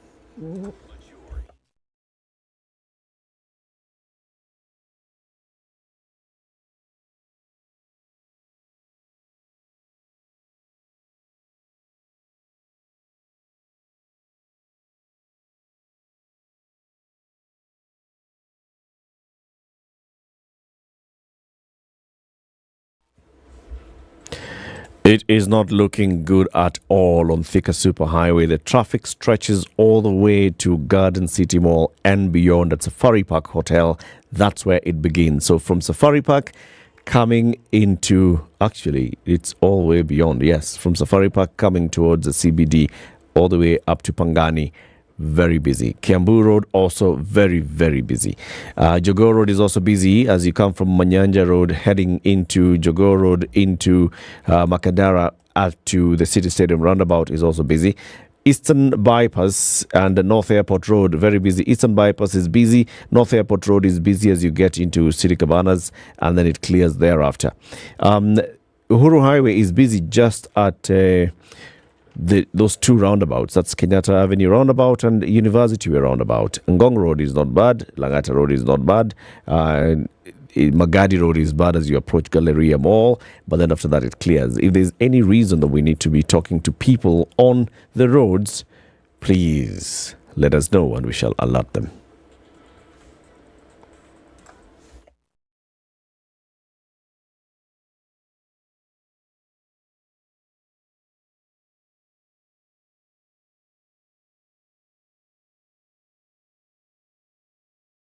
Mature, intelligent talk every morning.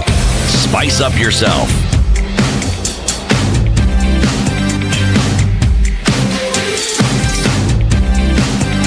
Mornings done right. 94.4 Spice FM, Nairobi. Continues Eric Latif, CT Muga, Arnold Maliba. Arnold, let's switch a bit into what's currently happening. Now, we are seeing the headline in the nation today. Pay strike looms in public service. Thousands of government employees are threatening a work boycott to push the National Treasury to release their salaries, delayed for up to 3 months, even as President Ruto's administration is facing a massive cash crunch. And this story is quoting two unions, the Union of Civil Servants and the Union of County Workers. And they're saying those ones have already alerted the Central Organization of Trade Unions that they want to go on strike. Yeah, that's the big story in the nation, Daily Nation today. Not anything that I know this nation writes unprecedented. But, if you look at guys in the counties, for example, they've been so used to this. I'm surprised that for the first time I'm hearing about the Union of County Workers coming out or probably getting the limelight here. Otherwise, it's a norm for county government workers to actually go sometimes for months. We are now talking about 2 weeks late, could be a couple of days, about 14 days late. But for county government workers all over the country, it's been the norm. And not that it's a good practice, but literally probably it's also time we spoke about unions. Work is a discipline, and of course it's as old as mankind.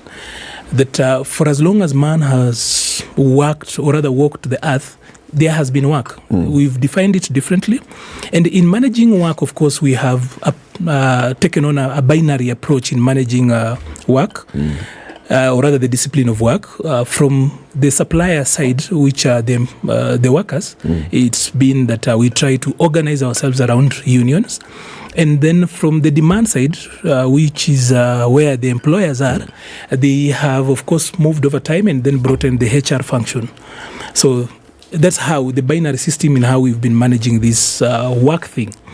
So unions over time, of course, have actually really lost the teeth, because the HR has also encroached on space that a long time ago the unions and labor unions used to run around. So they are now calling for a strike. Is that the best way to go about it? Do they really care about where this leads? Because again, the chief economist, the country's, let me call him the country's chief economist, said yesterday, is that in the past, when we've gotten ourselves to this particular point, the obvious, or rather the steps taken has actually been... To which point exactly? The point where we are late in paying government salaries. Is that in the past, what they have done is that then they would bring in the SAPs, the structural adjustment programs, and what it did was that then they would lay off people. So for a government, and this is the truth, for a government that is under siege from the opposition, from a government that inherited an economy that was in doldrums, and now they really are trying to actually get a grasp of it. When you bring in labor unrest, you are complicating things. We are simply going to push government to places where they will take some decisions that we might not like. Okay. So, but be that as it may. Are you saying that only a strike would lead the government to that point? No, I'm saying... In the 90s, it wasn't a strike that led them to SAPs. I don't know whether you were there in 90s, but I happened to be a child then in school. I know of somebody called Adongo. Ambrose Adongo. There were serious strikes in this country. Yes, there were teacher strikes, or there are civil servant strikes. But teachers not civil servants. They are, but they have a separate union. Now they now have got TSC. Even in those days, they did. Even then, they had a Ambrose No, Adongo. we're talking about NAT and whatever. Still, this is part and parcel of the wage bill. As in, you cannot divorce, talk about civil servants and then not talk about teachers, because what wage bill are we talking about here? The payroll that government is running is one. So at the end of the day, then we are at a place where you are pushing government in a very uncomfortable corner. But is that normally the default way of doing things? Are we pushing government really? I'm just saying they are already in a corner. That's what I was asking. Yeah. Is it the strike that would be pushing the government towards that direction? Are you saying in the absence of a strike, if government workers just, sit down at their corner, wait for salaries, for when the salaries are going to be paid without any form of communication, if they sit at a corner and they behave well, they'll not be fired? Not really. I'm just saying that is a strike the default reaction to a pay rise or not a pay rise, but salary delay. Salary delay. Is a strike the only thing unions can do? Where have they been before now?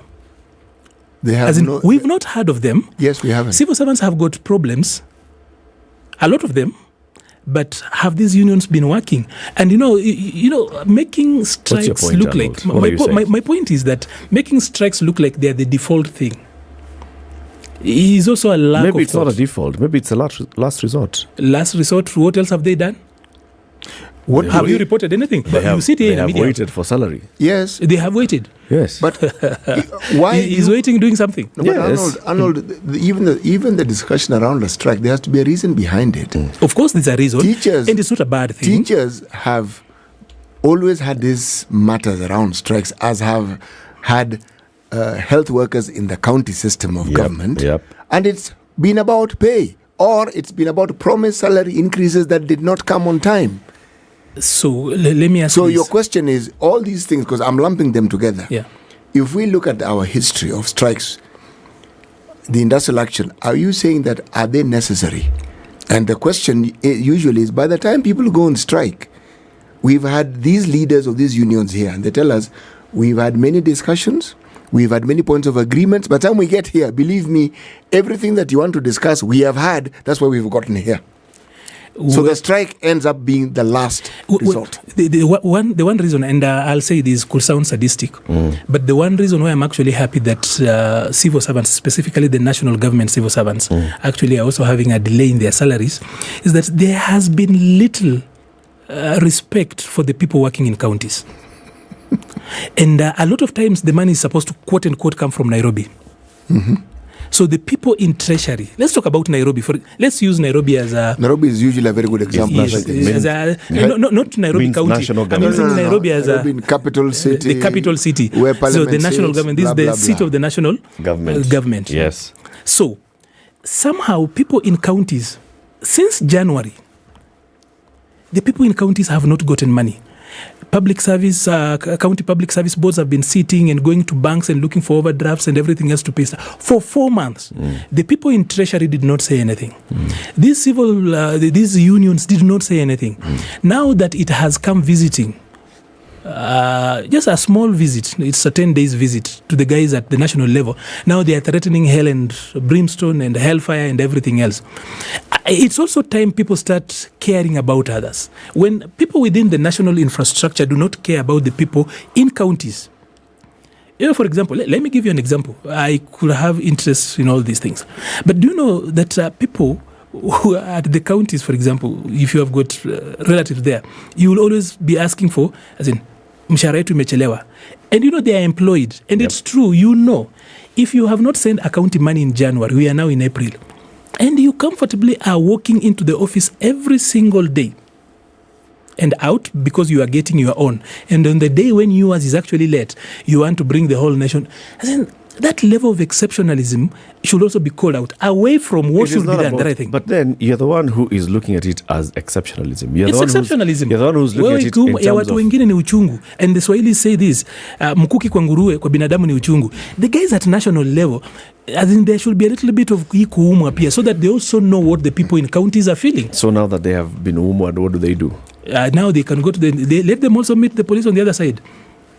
The people, let's talk about Nairobi County, for example. I'm not getting what you're saying, Arnold. On the one hand, you're NMS. asking whether the strike is the most... this is difficult to understand because... To go. On the other side, then you're saying now that they are facing it, now let them go to the streets. Yes.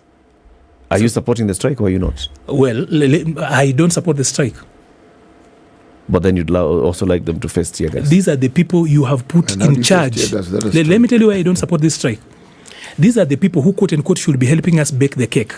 The rest of us as Kenyans, you are here working in the morning. The government will have their money, their share of your money, without you seeing it. There is no single day, Eric, you get your money, especially your income, and you then decide, okay, government, this is your money I'm giving you. No, they take it up with the guys at the HR, the accounts.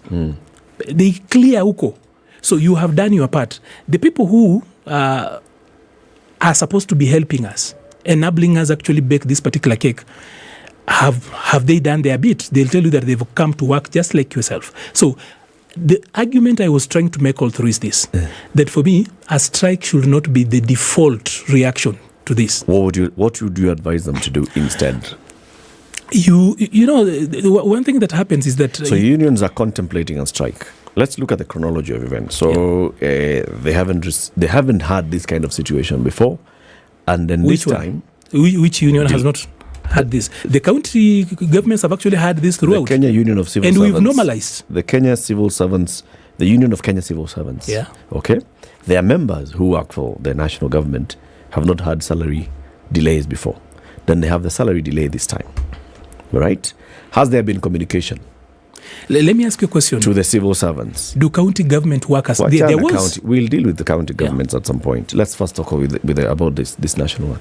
Was there communication to the workers that, okay, we're going to have a delay, prepare yourselves, make alternative arrangements, talk to your banks, talk to your circles, talk to institutions, talk to your landlords, prepare yourselves for this kind of shock that's going to come? Was there? Yes, there was. Communication? There was. You've seen a lot of them flying online? No, I haven't. I've only seen a KBC one. There are a lot of... to ministries? To ministries, people have been spoken to. Mm-hmm. It's not necessarily a surprise. And I can tell you that a number of civil servants themselves have actually found alternatives of going about it. Okay, was there communication? There was. Official communication from the head of civil service telling them? Because the civil service, the boss is one. It's just one person. There's the head of civil service. Did the head of civil service communicate to the civil service and tell them this is an issue? Did the head of civil service communicate to the department heads or others and tell them, please tell your people? You see, ministries have got payroll managers and processors at different level. And those people at that particular level have actually done that communication. That is the truth. It's a fact. Every payroll management unit has actually spoken to their staff. Before? Otherwise, you guys would not know about it in the first place. Know about what? That there was going to be a delay. And that people were getting in batches. We knew about the delay after the delay happened. Yes. That's how we knew it about as the delay. history. The delay had already come and gone. Yes. No, there was notice to that effect. On the 20th? Did you know about this on the 20th? I do not work for government. But I know, because I relate to some other people who are in government, and they knew. I know people who are sitting in advance. So the point I was making is, the unions at this point want a conversation. Okay? They want because that's what it sounds like. They want a conversation with their employers. When notice is given, Arnold, you know the dance. People don't give notice today and strike tomorrow. Mm. They give notice. That is telling you, come, let us talk. I have no problem. I don't know that I didn't execute my point properly, but this was my point, that threatening strikes should not be the default reaction. Yeah, but surely, Arnold, we are asking the question. So what is the difference between the political actors we are calling they do bad manners and unions that actually are experienced? These are actually battle-hardened people who've been in the trenches much longer. They know that decisions are not made and things do not move on the streets alone. What else have they done? Do you have anything on record that unions have called government and government have not met them? Have they reached out? Do you have anything on record, Eric, here? No, I don't. No. Then it's important for us to ask. That record? Yes. Why? Yes, for us to justify the next course of action. No. That's the point. You don't need what you've said to justify that action. What should be the first point of course of action? I don't know whether you people have good families, but if your child comes home and there is a problem, is violence the automatic reaction? Who says a strike is violence? What is a strike? Let's say, if I were to strike you with this phone, is that not violence? I know. You're provocating.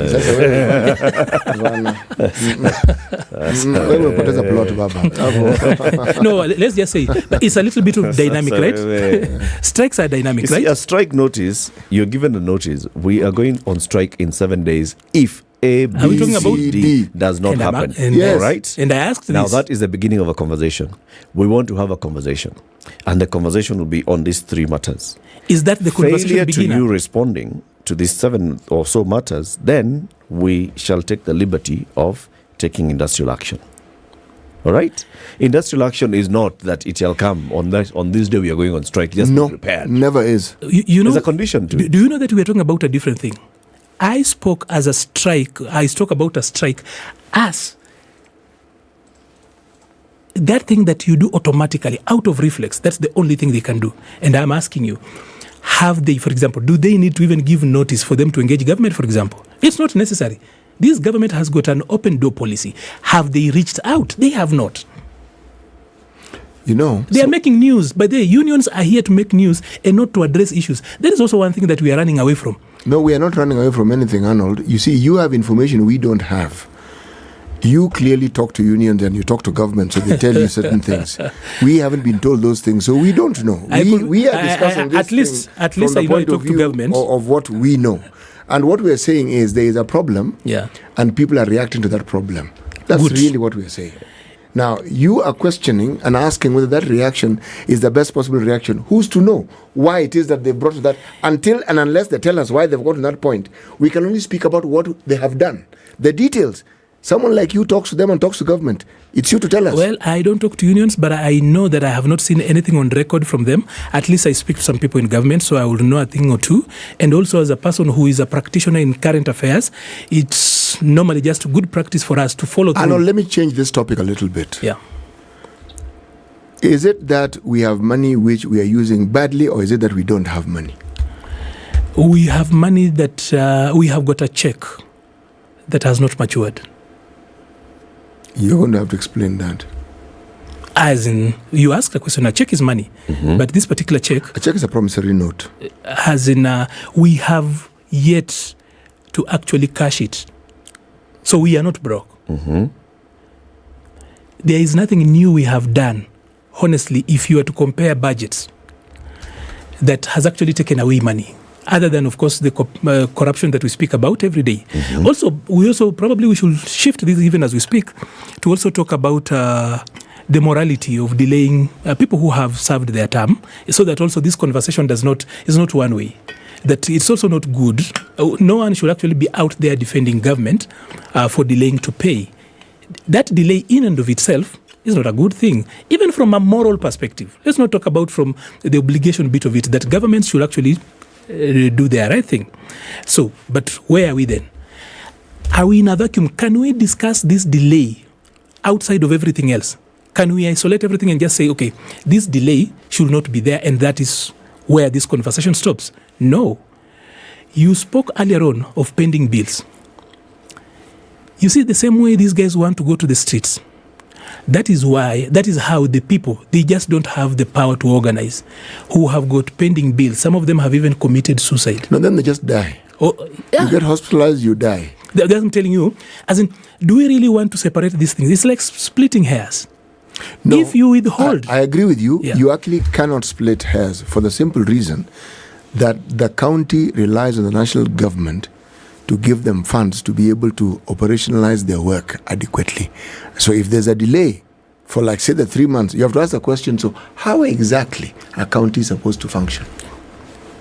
You have to ask that question. So if you're asking that question, the question asks about us having money. You see, as a taxpayer, I am fully aware that I do my bit. I board an Uber every day, which uses fuel, and my contribution at that point is direct. My fare includes how the Uber guy is going to make money from whatever it is that is being charged as fuel levy, fuel tax, fuel, whatever fuel thing that we have, and there are many, okay? My point is this. If you talk about an honest discussion that we should have, is it an honest discussion about our money? Is it an honest discussion about how our money is being managed? Is it an honest discussion about the ability of those managers to actually manage this money, or the inability thereof? What is it that we're actually discussing? Eric, there is a discussion that I think is due. The other guy. Yeah. This one. No, I actually want to run it through him because I was coming to you. There is a discussion we are not ready to have.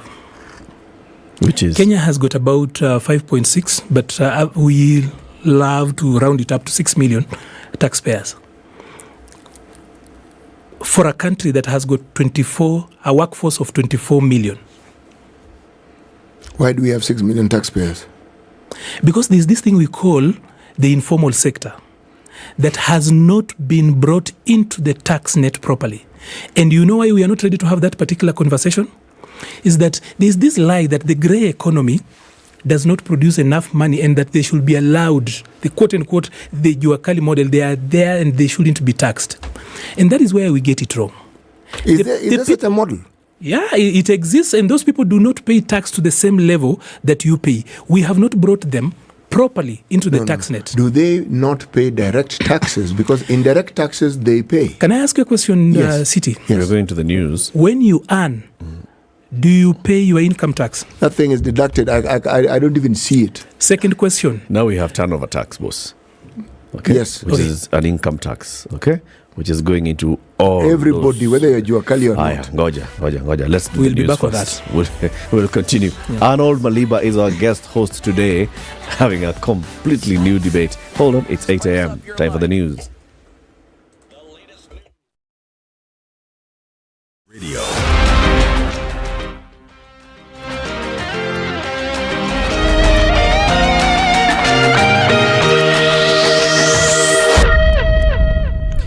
Good morning, this is Newswire. I'm Dennis Aseto. President William Ruto will today preside over the release of the report on evaluation of the performance of ministries, state corporations and tertiary institutions for the financial year 2021-2022. Performance contracting is the flagship performance management tool that the government has adopted in the management of the public service. The Executive Order number 1 dated 6th of January 2023 by the President domiciled the performance contracting function in the office of the Prime Cabinet Secretary. Now, Kenyans will today witness the launch of Taifa 1 satellite from a large screen set up at the University of Nairobi as Falcon 9 rockets lift off from the Vandenberg Space Force Base in California, USA from around 9 a.m. The rocket is scheduled to transport several satellites, including Taifa 1, into orbit, detach and return to the ground, all in a span of 8.5 minutes. An experience that will be transmitted live from SpaceX Mission Control Center. Space experts, students and enthusiasts will follow the event live from a large screen mounted at the University of Nairobi. In a previous engagement to the media, Defense PS Patrick Mariru said the satellite will provide the latest data and signatures for decision making. The data are especially important in dealing with climate change. We now have our own vessel to collect that data. We do not need to go to a third party. We do not need to go to another person. We do not need to go to a private person. We do not need to get stale data or information. Now we have our real sovereign owned instrument ourselves to be able to make decisions. The National Assembly Committee on Diaspora Affairs and Migrant Workers is set to question the Director General of the National Employment Authority as it continues its probe over the operations of private employment agencies. This comes as the government puts in efforts to address the perennial challenge of Kenyan migrant workers who continue to suffer in foreign countries. MPs in the committee in February demanded fresh registration of agencies that recruit Kenyans to work in foreign nations in order to govern the sector. The lawmakers held that more Kenyans would end up in foreign countries as undocumented workers, citing existing cases of human trafficking. Now, Trade and Investment Cabinet Secretary Moses Kuria has suspended for 1 year the exportation of raw macadamia nuts in a bid to open up the markets. Speaking in Kagio Town, Kirinyaga County, after distributing foodstuffs to the elderly, Kuria said the macadamia law will be suspended for a year until the buyers come up with a better price that will improve the livelihoods of macadamia farmers. The CS said a few individuals have begun to oppress farmers by buying the crop at a lower cost, which was not the intention when the act was introduced. He said these will also enable other factories from the countries to buy the product, hopefully at higher prices. Now, High Court Judge Professor Nixon Sifuna has been feted by the African Development Bank under the Independent Recourse Mechanism (IRM). Justice Sifuna was announced as one of the winners of the IRM 2022 Accountability in Action Awards. He was feted for playing a vital role in the AFDB's Kapenguria Makutano Town Sewerage Project in Kenya, representing over 500 people affected by the project. His involvement and contributions in the complaint handling process contributed to a successful outcome for the complainant and led to the bank choosing to relocate the project from the proposed Kapenguria site to an alternative site in Makutano. Now, the Orange Democratic Movement Party has dismissed reports that they have replaced party officials in Kakamega County. In a statement, the party stated that they have gotten wind of reports alleging that there have been leadership changes in the county. ODM termed the reports as misleading, stating that no election or replacement of officials will take place without the express approval of the National Elections Board as guided by law. They clarified that changes in the party leadership are subject to a party election which is slated for later this year, adding that those willing to resign before then should follow the due process. For the field, and Ukraine and Russia have said that they had returned around 100 soldiers each in the latest prisoner exchange between the two warring countries. Kyiv and Moscow have periodically carried out prisoner swaps since Russia invaded Ukraine more than a year ago. Yermak said the exchange including troops who held out in Mariupol, the devastated port city captured by Russia last spring, and that some were seriously injured. This is Newswire. I'm Dennis Aseto. Good morning.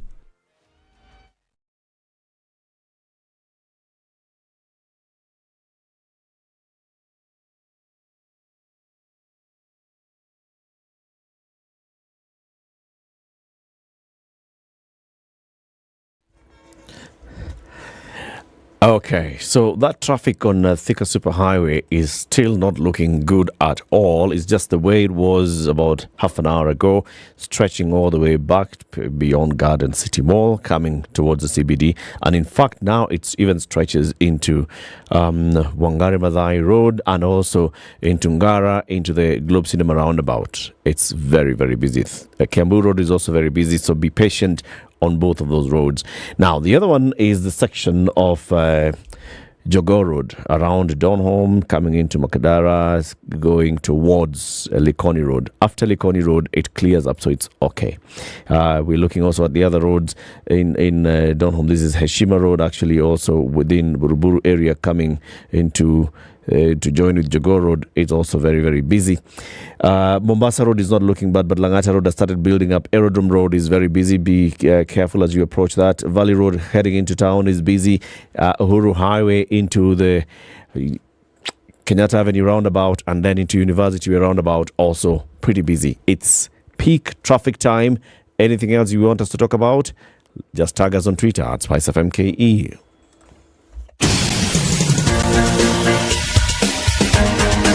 This is The Situation Room, the home of hard-hitting political commentary and penetrating insights about the state of the nation. This is a talk radio experience like no other. The Situation Room, a place for hard truths, debates, and elevated conversations. The Situation Room, witty, political, engaging, deep, controversial. In the room, we have C.T. Muga, researcher, academic, seasoned political observer, a fountain of wisdom in these politically uncertain times. Ndu Oko, Nigerian by birth, Kenyan by choice, communications expert, Pan-Africanist, a truth seeker and believer in people power, and Eric Latin, agent provocateur, the man in the chair, seasoned journalist, news hound, a man who believes in punching up, not down. This is The Situation Room, the only way to start your day. The conversation continues into the third hour. This is The Situation Room on Spice FM, on KTN Home, and on YouTube and Facebook, where we're live streaming the show. Nduoko is away for this week, so it's Eric Latif, C.T. Muga. Arnold Maliba is our guest host today. We're having a conversation about the state of the nation and the economy. So yes, we know that there's an issue with being able to pay salaries on time, but also let's look at devolution. Over the last 4 months, Arnold, like you were saying earlier, we have had an issue with sending money to the counties. Let's talk about that in a little bit. But City, the day's proverb tafadhali? The day's proverb. All our proverbs are from the country of, take a Mali. guess. Right. We worry about what a child will become tomorrow, yet we forget he is someone today. We worry about what a child will become tomorrow, Yet we forget that is someone today. that he's someone today. Okay. That's one. So, devolution. When we see 4 months of counties being starved of cash, because that's what it is. They have not received a shilling.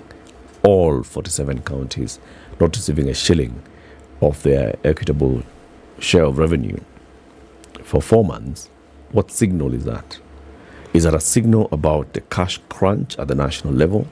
Is that also a signal about the place of devolution in those that are managing the affairs of state? There are many ways to look at it. First of all, I am a strong believer that we really have driven our budgets through the roof. And seeing that devolution doesn't get so much money, it's almost 10% of the BPS, if you're looking at the budget policy statement. If the absolute numbers, it's close to just 10%. Of course, there will be arguments about it being 15% of the last audited accounts and everything else. Yes. But realistically, if you're talking about in a 3.6 trillion shilling budget, 385 billion shillings going to and counties. You forget there is appropriation in aid, grants and everything else that we get from other support people. So at the end of the day, our budget slightly less properly, our budget should be 4 trillion if you consider what then other partners bring in. So 385 billion shillings, close to 9%, 10% of the budget, an annual budget, financial year budget. Signaling, not good. We've had this practice since 2013 of delaying remittances to counties.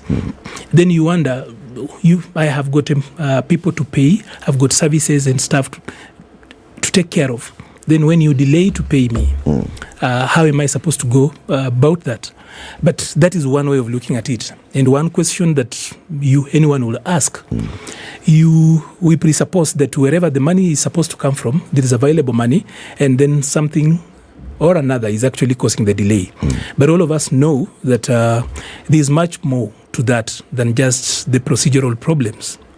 I think KRA releases the exchequer to CBK, I think after 2 weeks, or rather CBK releases money to Treasury, they call it the exchequer, and normally the practice was after 2 weeks there is an available exchequer through which they can actually play around and budget, or rather take care of the priorities that are available. But all of us understand that salaries are a priority. There are overheads that need to be taken care of. But all of us then know that we're not doing well as an economy. As a country, the economy is not doing well. So, is it time we had a conversation about where we are? I know if we talk about where we've come from, it gets a little bit jittery because then people are like, now you're in control. Talk about what you can do now and here. So, we are frustrating devolution, but no one is doing it out of commission. Literally, no one is doing that out of commission. What do you mean by out of commission? There is no one in government who wakes up in the morning and says, I am going to the office to deliberately frustrate devolution. No one wakes up in the morning with the commitment that today the governors are going to know who I am. Are you sure? There is no one in this government that I know. And all of us can actually attest to that. Because all of us? I can't, by the way. Because if all of us thought that there is anybody out there who wakes up in the morning to teach governors in devolution a little fear of God by way of frustration, then we wouldn't even be having elections from governors and everything around that. Those two are very separate issues, Arnold. They can't be. That conclusion is erroneous. Completely erroneous. You are doing very well up to that particular point. So then can I finish the other bit? Yes. So that I don't lose my train of thought. Yes. So how does government raise its revenues? First of all, let's talk about tax.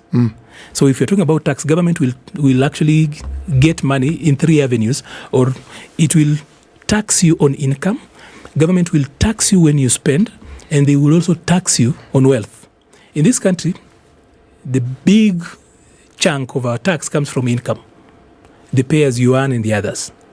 Then, of course, there's the tax that literally everybody pays. And that is why I actually was talking about the importance of us coming up with a framework that can properly tax the grey economy, what we call the informal sector. Because hawa watu ni masonko. Hawa watu wa informal sector ni masonko, wako na do. But the truth is that they don't pay taxes the way we do. We have not mainstreamed, and we are so populist. Our politicians will not accept to have this conversation. It is time. You cannot have 6 million people carrying a burden of a working force of 24 million people. That is immoral. But then because we are so populist in the way we do politics, we will talk about hustlers, wasilipishwe ushuru sana, wasifinyiliwe. But the truth is that some of them make more money. But they did start with this government. More than sisi watu watai. All right, but they did start there is with always this time to start. There is always some time to start. And this should be the time for us to start, where we need to start having a conversation where everybody should share in our prosperity, but everybody should as well bear in the burden of ensuring that as a nation we go somewhere. So you're that is a saying conversation we don't want to have, but it's necessary, and this is the time to have that conversation. I don't know who has refused to have this conversation. Politicians and policymakers. Wait a minute. The president himself has led this conversation in saying everybody must pay tax. Every time we talk about that, normally we are targeting the people at the top. That is why, Eric, are you surprised? No.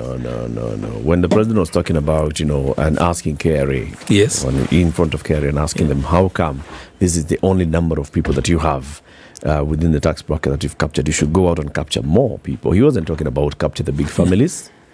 No. He was talking about but every time we talk, you see, it's one thing to ask, economy. But do we have a framework that can actually bring in these particular individuals into the tax net? Because what is happening largely has been deepening tax collection. Do we not have a framework? Is that framework robust enough to capture everybody and widen the net? Why do we still have 6 million people paying taxes out of 24,000 people of working 24 million people what needs to of happen? Working age? A workforce of 24 million people. What needs to happen is that we need to stop being populist, because a lot of policies, even as we speak about national government not remitting their part of money to county government, there is their own collection. You realize that for a lot of counties, when they were still municipalities and what is the other name? The county, townships and county councils and municipalities. Yes. Some of them used to collect more money than they currently are doing. True. Well, that is so even as we talk, they were smaller units. And they were smaller units, they could collect much more. So today you find that they are not raising much more money. Everybody else is looking at Nairobi when there is so much potential of raising more money in the counties. But because of populist policies, people do not just want to face the thing that you are using public goods, you are using public services, and somebody has to pay for them. So if somebody is going to pay for them, that person is you. That person we actually are waiting for is us. So the people, the so-called middle class, what Dr. David Ndii loves to call the upper deck. In this country, we've got a very thin middle class. In fact, it's actually a missing middle class. Do we actually even have a middle class in this country? They actually are just one element away from poverty. Actually, just one sacking, and you then get into a mental issue. So, even as we talk about that, the core of our economy are these people we call the informal sector, but we do not have robust frameworks to collect taxes from them. They are paying taxes, everybody pays. You, city here, will pay all other taxes, and you'll still pay the same tax they are paying, and we will argue everybody pays taxes. But then are we paying taxes equivalent to what we are earning?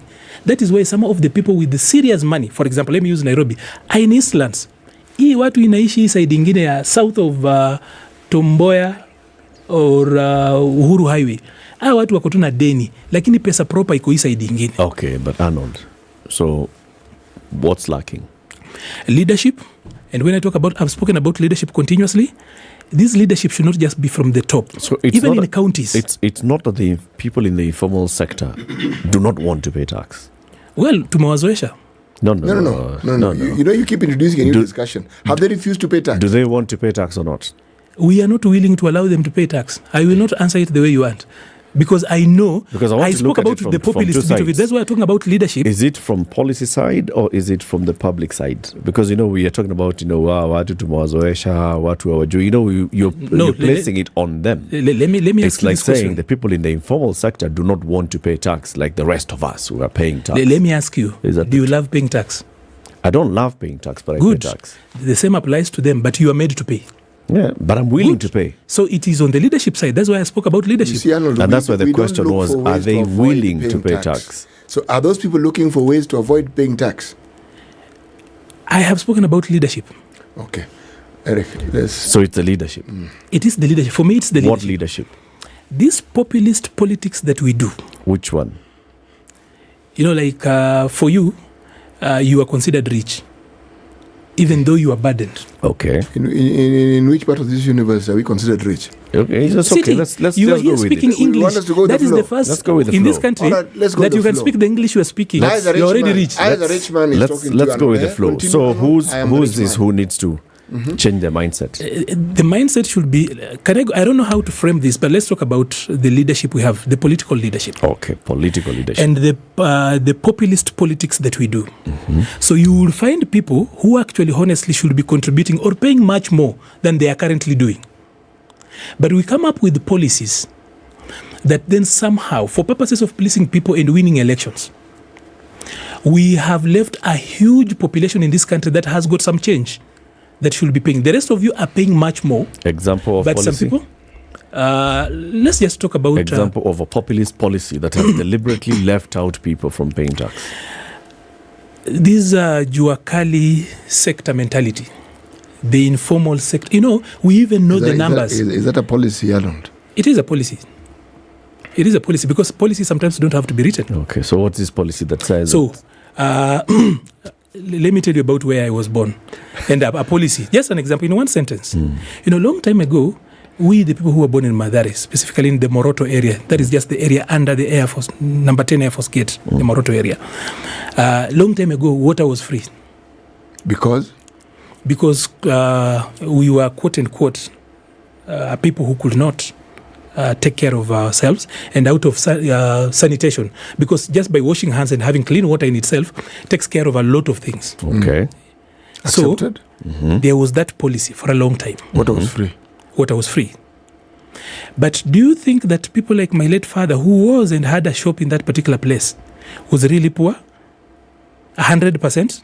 Given the level of education you have, that guy was not poor. No, I'm just giving you an example. But then there's a policy. So he ran so a do you shop think and that all. Nairobi Water, for example, could have collected? Have they been collecting enough revenues to sustain what they are offering? I see the question you're asking. So it is the same thing even for Kenya Power, that they are not running on market principles, and at the end of the day, we're doing well with the Nairobi it's the same thing, the same concept. Populist. No. Discussion. It is, I'm bringing you from water, I have brought you to power, and now we can now talk about taxes on the other side. So categorization of people based building up how we actually are managing this thing. So today, the same people that used to get water for free now are paying water much more expensive than today I would pay where I live on the other side. Why did you move? Why did I move? Because life I thought was better on the other side. What I'm not understanding is... Was I not supposed to move? But no, this style you have of answering my questions with questions is very good. But it would help from time to time if you just answered what I asked. But then we have got a visitor in the studio and we are misbehaving. No. The visitor. Tunamkaribisha mgeni. Hey, Arnold, you've gone round. No, City loves pushing me on the wall. You have gone round. You talked about, we have a policy, our politics, water, electricity. Wait, next he's going to bring El Nino. Just wait. Boaz Waruku is a strategy and policy advisor with Elimu Bora Working Group, and he's been here before. Boaz, good morning. Good morning, Eric. Thank you. And I'm a fan of this show. You've sat here, you've listened to Arnold speak. Did you understand what Arnold was doing? Arnold is a funny guy. He's the real package of the Kenyan youth currently. And indeed, because he understands everything, but he'll not tell you a thing. That is a hate speech. No, sorry. Well, no. You have that comment fits right into the discussion. And that's why we love Arnold. Because he introduces us to a certain realm of thinking that we often don't come across cross, and it's good for us. Yes. Boaz, karibu sana to the situation. Asante sana, Eric. Yeah, we invited you earlier. Also, we had invited Mboko Milemba, who's an MP and the national chairman of KUPPET, because we'd like to mainstream the conversation about education, and particularly CBC and the transition into JSS. Now, you've seen the problems that have been happening, in terms of transitioning into JSS. Those in the private sector may not feel it, but those in the public sector are definitely feeling it. And we even saw the Principal Secretary for Basic Education, Dr. Belio Kipsang, has said, we have had a slow start to the transition into JSS, into grade 7. The grade 7s reported to school. There were no teachers, so the TSC had to hire some 30,000 teachers. They've been hired, and now they've been deployed to the schools. Of course, 30,000 teachers versus about 25,000 or so schools that are JSS. That means that a school is receiving one teacher. If we were just to distribute only those to JSS. We also talked about the books, and the PS was saying last week is when some 15 million books were distributed to the schools for JSS. And he said, after we come out of the Easter break, we will then be at a good stead in terms of over 90% in terms of implementation of JSS. The question is, Boaz, I know you do a lot of groundwork on looking at these things. What have you been seeing on the ground with regards to transition to JSS? Thank you, Eric, and thanks to City. It's for the first time, at least I'm here when he's around. And, the last time you were here, he wasn't. He wasn't around. And Arnold, I'm happy to meet you here. I think the issue at hand that we should actually be dealing with and tackling is the issue of planning first. There could be several. But because the planning, the way we do it within the Ministry of Education, I don't know whether it also happens in other sectors, but within the Ministry of Education, we plan in such a way that we don't seem to know exactly what to plan for. Why I say so is because we've adopted this language where every time, actually, we wait until the media, the ones to ask. And when the media ask, we have one very unique response next week. When that happens, it leaves you wondering whether these guys just realize that we are here at JSS. And so, for me, I say the issue of planning, we have to start with it too. Because I know I'm not going back to the discussions we've had previously, because when you're talking of even the teachers and all that, we did tackle a number of this. But when we are dealing with JSS student reporting, they reported on 30th of January 2023. And indeed, if you do remember, the students took a longer period at home for the schools to be reopened a little much later, because there was some planning going on to ensure that transition would take place successfully. And it was almost two months, because from December to 27th or 26th, when the other classes resume, and then we had JSS resuming or reporting, that is grade 7 reporting on 30th. At the time, we'd assumed that there was some planning going on.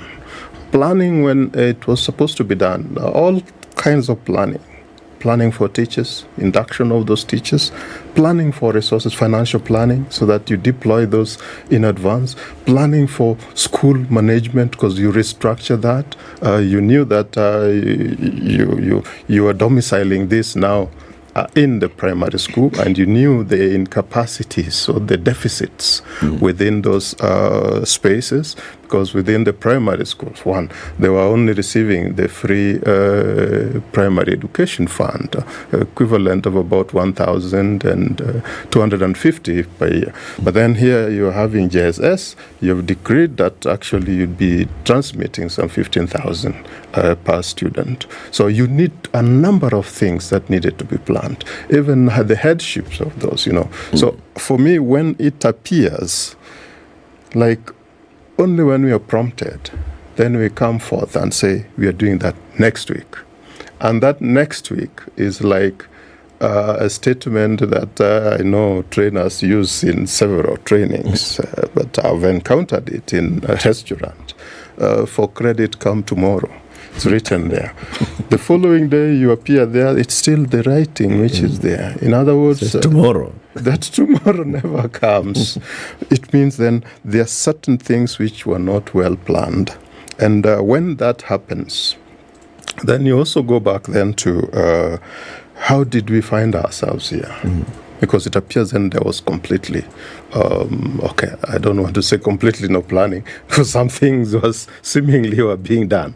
But it appears that there was low level of understanding and planning for this. So where did we come from and how did we find ourselves here?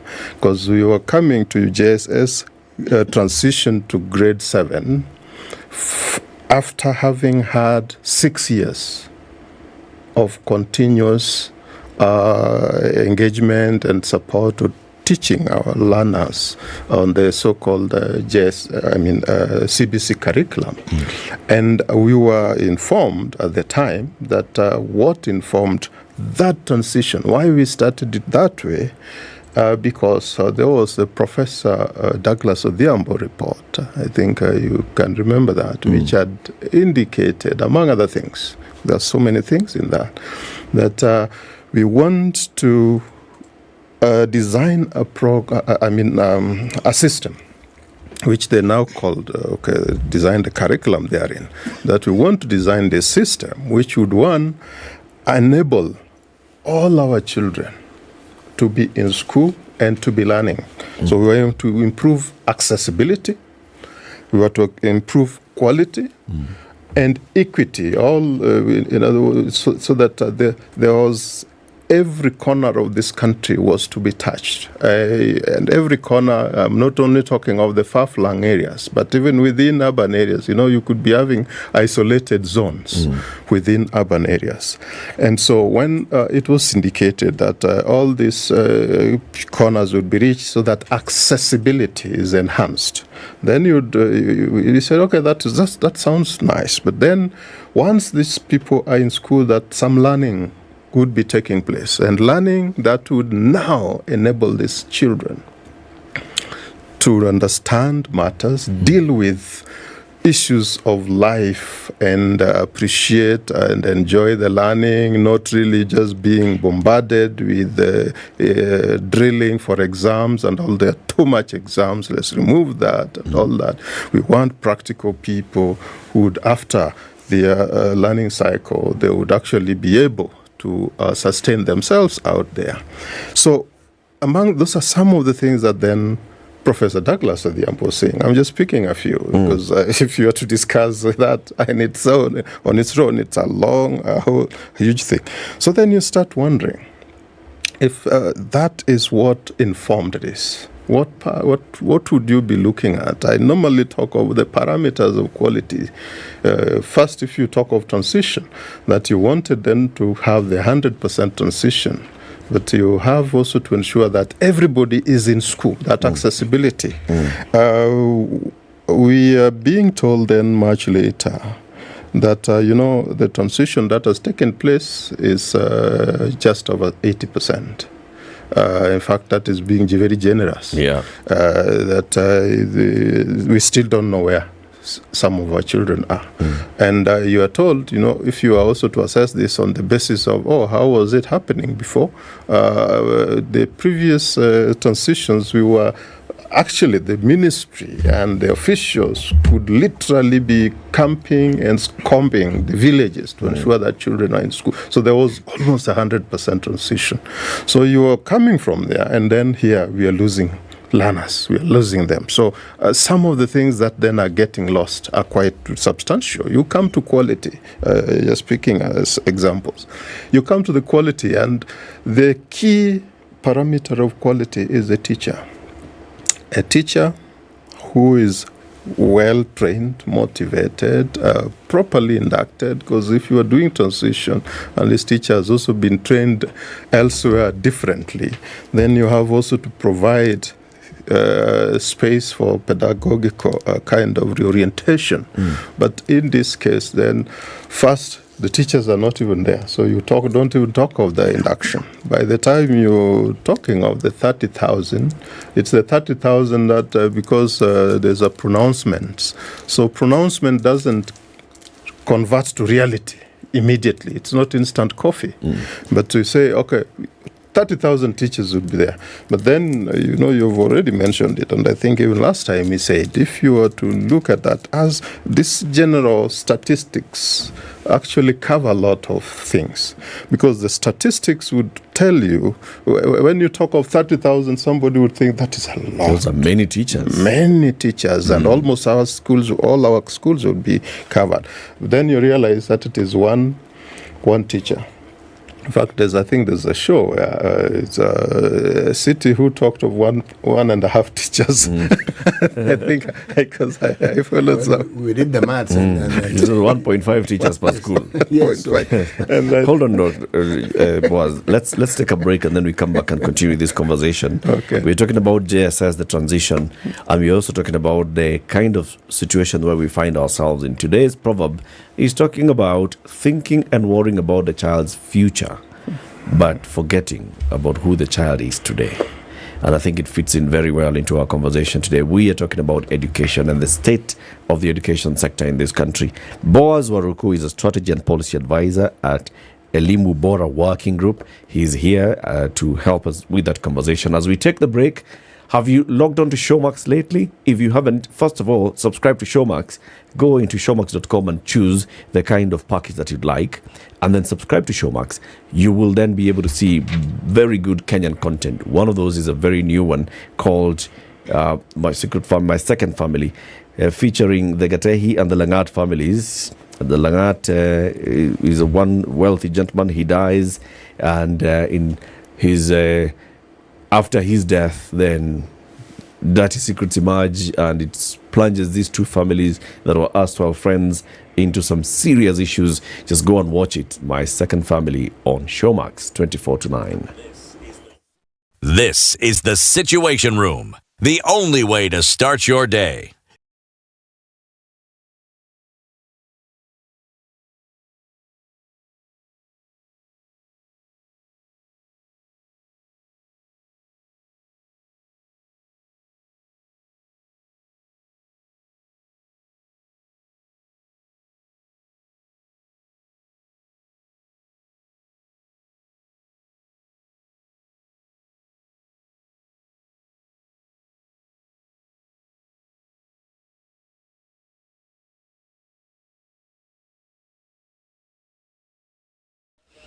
Let me tell you what's happening across the country. Let's start with Nairobi. So partly sunny day. Currently temperatures at 17 degrees. Sunny day in Mombasa at 29. Sunny day in Malindi at 28. Mostly sunny in Kisumu at 21. Nakuru sunny at 18.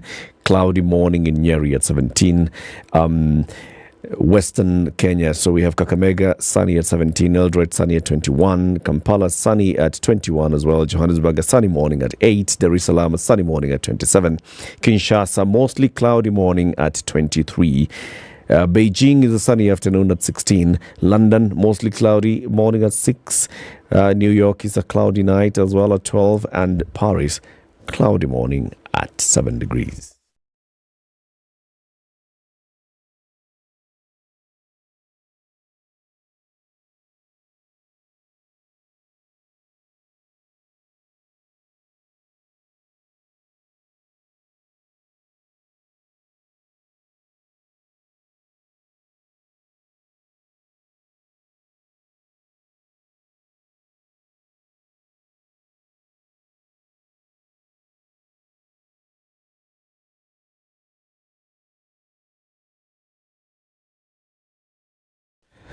So there was a bad accident earlier at around ABC place, which created a serious traffic snarl up around there. Somebody was hit. It's a hit and run accident. So be careful as you approach ABC place, heading towards the CBD. You can see the traffic could build up there. Thika Superhighway, just be patient today, okay? The traffic is horrible. It stretches beyond GSU headquarters, it goes into Garden City Mall, coming all the way into the CBD actually. Because when you get into Pangani today, as you get to Wangari Maathai is busy all the way to Museum Hill, and then also Moranga Road is busy all the way to Globesino Roundabout. So Thika Superhighway and Kiambu Road, it's not looking good at all. Limuru Road is also very busy this morning. Kiambu Road is, I've just said it's looking bad. And then Langata Road and into Aerodrome Road, also very busy. Getting out of Mbagathi Way or Raila Odinga Way is also very busy. Ngong Road is busy as you enter into town. Jogoo Road has been a crazy morning all along. And this is into Lunga Lunga Road, in Manyanja Road, into Jogoo Road, heading all the way to Landis Road. It's busy roads at this time. Just be patient.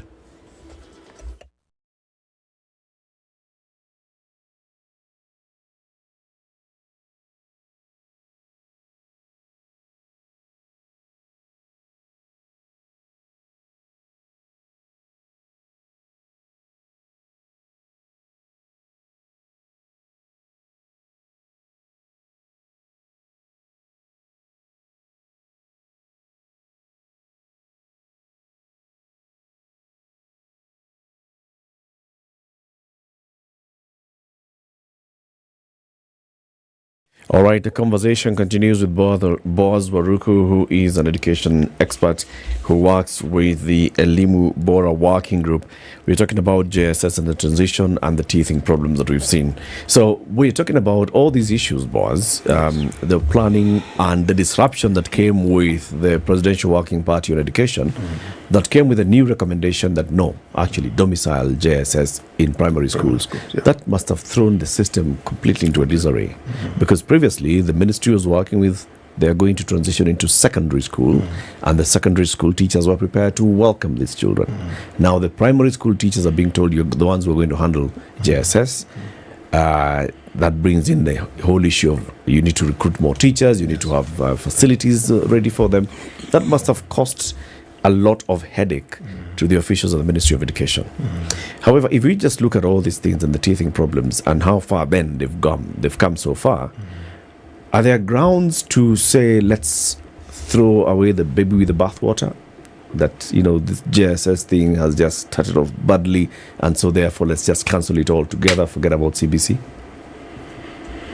Eric, you're asking a difficult question. And also, in Kenya here, nowadays, when you ask such questions, you are setting somebody up for crucifixion. Easter is just gone. So please, let's be careful. Two, is this the first time you're having such a transition? No. No. So why then don't we look at when did this transition, how have we managed? It appears that we remain badly equipped, really badly prepared to undertake any kind of transition. The 844 transition from the system that preceded 844, if you remember, through the McKay Commission report, where these guys are supposed to be exploring how Kenya should establish a second university. That's the Moi University that was to be established.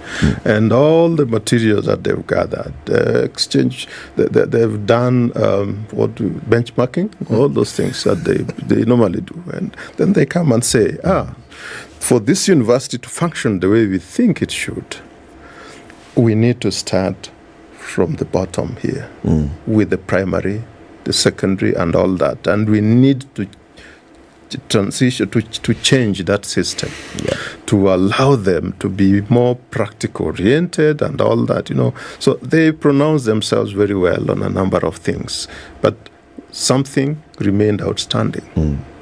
Who did the mapping to see how the resources would be and how those resources would be deployed? Because when you do such transitions, it is always important. I think look at other countries that have attempted to do that, and they actually not just attempt, they prioritize education for a period.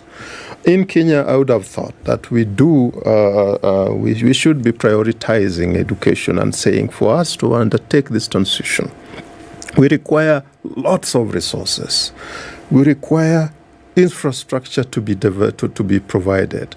We require teachers to be developed, those kind of things. The 844 found people ill-prepared. I remember the first group of 844 people, I think they were building some traditional huts or things like that, You could see. And indeed, who wouldn't like that, Primary school, when you're, besides playing football and running around, then you find you can actually be in a workshop and... you can take motifs and turn on joints. Those things were... they would be stimulating. Yeah. But it was just like a trial. Right. Because then it was not sustained by ensuring that we provided those material, those equipment. At that time, I think because we were borrowing heavily from the Japan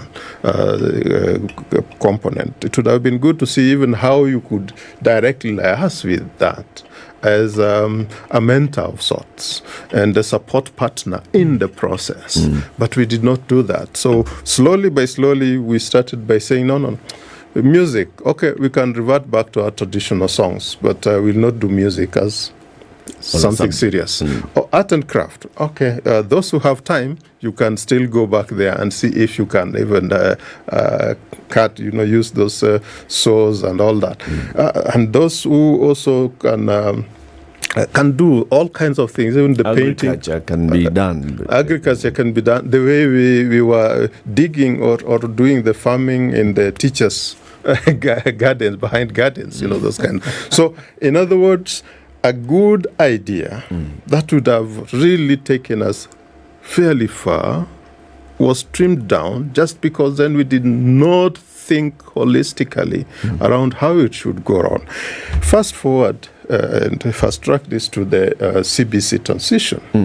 That we have seen, in fact, a number of challenges with what this 844 is providing. And we are saying, no, for this one, let us involve Kenyans and start thinking, how do we develop or transform or transition ourselves from this system, which doesn't look to be meeting our demands and needs at the moment.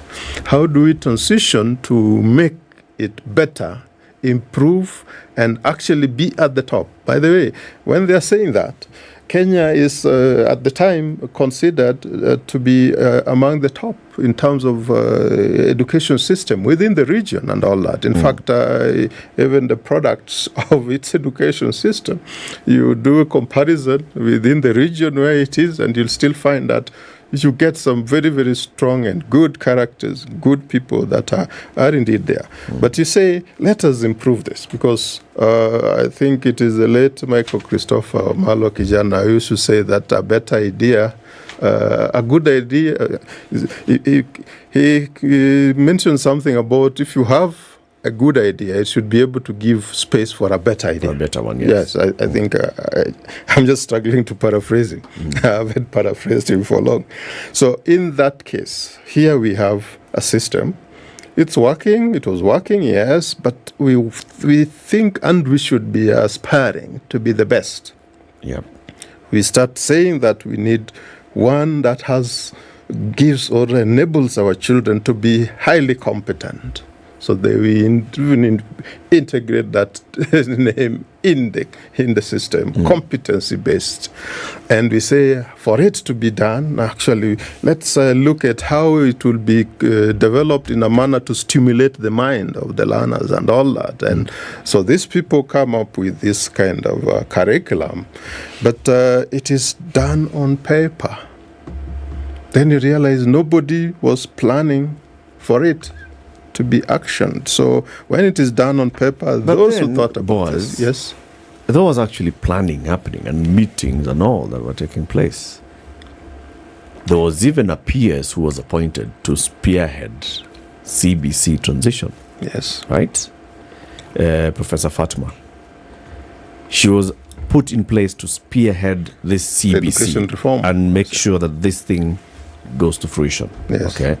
So when we say that there was no planning, you have to ask ourselves, no, but we saw meetings, we saw reports, we saw... Eric, can I, before City comes in, you're mentioning Fatma, but you're not mentioning the CS, Amina Mohammed, who came and realized that planning was actually has deficiencies and actually asked just for 1 year to streamline things. What happened to her? She read a statement in the morning, in the afternoon she was reading another statement, the opposite. So, the question that is in my mind, as I'm listening to all this, now I'm thinking like somebody who was an educator for a long time. Even when you want to improve, whether it's the curriculum or the education system, must you overhaul it completely? Is it not possible to remove elements that you think don't fit with the general plan that you have and then infuse this one? Would that not be easier for this transition process? Because when you overhaul it, or when you say you're overhauling it and starting it again, and then you look at the content of the curriculum and you find the differences aren't really there. Not really. So it's not really an overhaul. Not really. The discussion around the education has always been, we are now making it student-centered. But that has always been the discussion. Even at training, you are trained in certain units that are supposed to help you understand how a student-centered process should take place. I'm saying this because I was a teacher. I was a classroom teacher when this 844 system came in. And I was teaching the English language and literature. Okay? And I looked at the new book that they gave us for the English language. All they did was moved chapters around. That's it. What had been in chapter 1 in the book we're using was now chapter 4. They just moved them around. Now, when you realize that that's the case, you wonder. And even then, those chapters were supposed to flow. Meaning, you start teaching this, the next chapter ought to sort of like have a continuation with it, a continuum. That continuum was broken. So, if you're the teacher, and you hadn't read through it, you wouldn't know that. But I'm hearing two different conversations, gentlemen. One is, on the CBC curriculum itself and the content and structure of it. Yes. But then there's a transition to grade 7. And what has happened to about 1 million children over the last 2 months since the 30th of January, like you said. And I think that's, for me, that my focus is on that. How did we end up with children in school for 2 months with no learning taking place? After 6 years of actually bringing them up towards this transition. I think there was no problem with planning per se. The planning bit of it was done well. But what we forget a lot of times is that we separate financing, policy financing, public financing when we do planning. So that is why it is supposed to be part of planning. Unfortunately, it's the way we do things here is that the education sector people. Then the planning can't be right. And that is now you can go back and justify, or rather get my point when I said that any policy that is unimplementable is a bad policy. So moving on swiftly is that when the people in the education sector are planning, you find that the incidental actors, we're talking about treasury, specifically let's talk about treasury and parliament, because it's about a budget, are not properly part and parcel of this particular process. Of course, they will show in, they will be part and parcel of these things, but somehow when they go back from where they came from, probably the level of decision making, even for those who take part in this particular process, is not sufficient to inform. So they don't have the buy-in? It's not the buy-in. Everybody here agrees that when I talk about everybody, you don't know what he's talking about. City doesn't. When I talk about everybody, he refuses. So I want to talk about this. That the moment everybody agrees, I'm going to say no even before you continue, because in these matters. You could be right. Have you realized that when Arnold started, I was giving him a lot of space because I really want to understand where he's coming from. And he hasn't finished. He's not finished. Let's give him time to finish. Yeah, there's also an element when he's so assertive that some planning was taking place. I would really wish to get to that also. Okay. Yes. You're saying that when the gap here planning, was in the planning? In the planning bit of it, he's spoken about 6 years. Unless we are talking about those 6 years having been a retreat. But there was activity around planning. There was too much reporting, there were too many meetings, there was activity around that. So we then presumed that there was sufficient planning around it. And of course, one presupposes that this planning also includes financing. Because what do we have as a problem today? 100% is a problem of financing. That the budget for the last 6 years has not worked actively, or rather has not been primed to meet those needs. So we agreed. One morning, Amina Mohammed showed up and told us this thing was not going to be done. Then she comes back immediately. Of course, somebody made a decision on phone and told her, you go back, and that's not what we're going to do. Which means somebody else had reached out to State House. Or there was some action somewhere. Okay. And sometimes people who've put in money, because a lot of the money that we talk about planning, that goes into planning might not even be... Stay on point.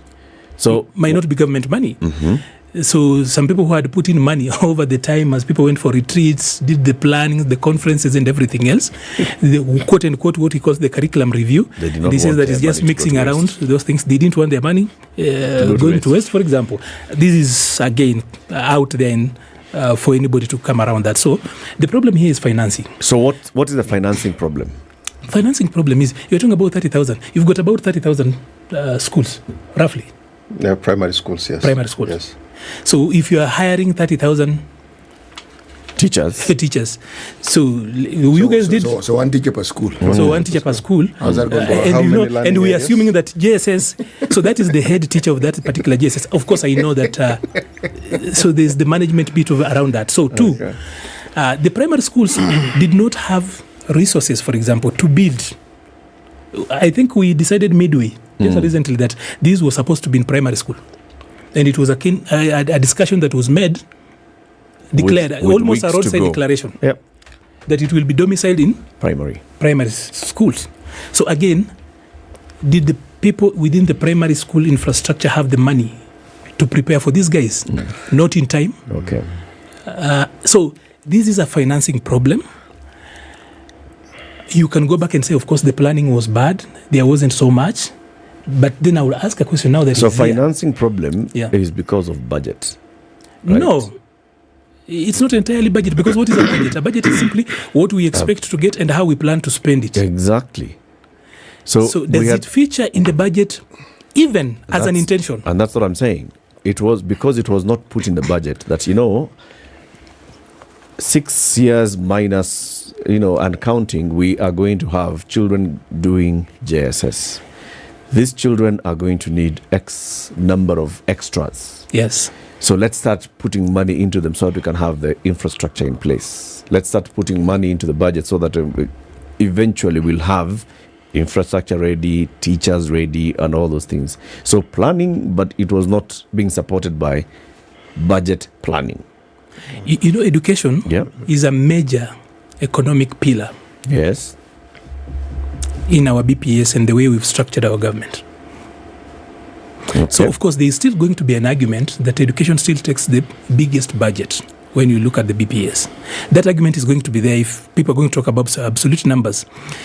But then for a country that is unable to transition 1,882 people into leadership 6 months after they went to an election, I'm trying to imagine how they are going to manage a third of the population. I don't want to look at the JSS students alone. I want to look at the children. That is almost a third of our population. So, did we rush this? And I tend to side with Sosion that we rushed this. Okay. Boaz. Thank you, Arnold. I think your attempt is helpful, though I would have really wished to get to the bottom of the planning that was taking place. And you're talking of support. As you're speaking, unfortunately, I only read interference. That some interference was taking place because there are some invested people who thought that this must go on and all that. So that's what I read. I may be wrong, but allow me to read that. Why I'm also saying so is because one city talked about his experience at the 844 transition, particularly with the books of literature, where chapters are being, pushed here and forth. You were almost talking about what was happening at CBC. You do remember that the first books arrived in schools and the teachers were looking at them and wondering what are these, because even in terms of just basic quality check, labeling, there was labels showing you that the nose is the ear and things like that, those kind of stuff. So I'm using that, but saying what he was talking of planning was an interference. Why? Because those of us who have been in this education system and trying really to put forth suggestions and say, when you go it this way, you are not likely to get good results. We said, why should you be driven by, because for us it was an agreement, tenders had been signed with the book publishers and all that, it had to be given. And the tenders which were given was because that was a grant from the GP, Global Partnership for Education, through the World Bank and all, and that money had to be utilized.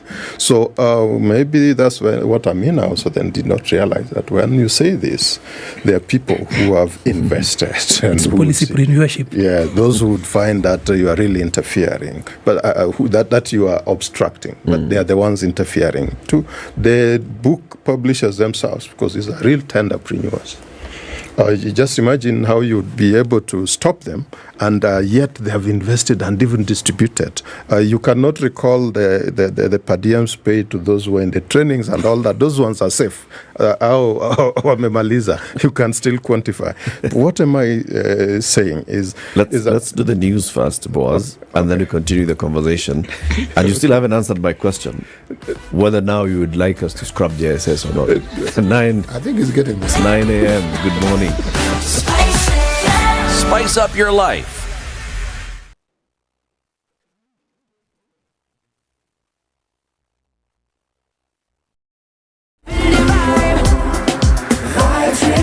The news at the top of the hour on Vibes Radio.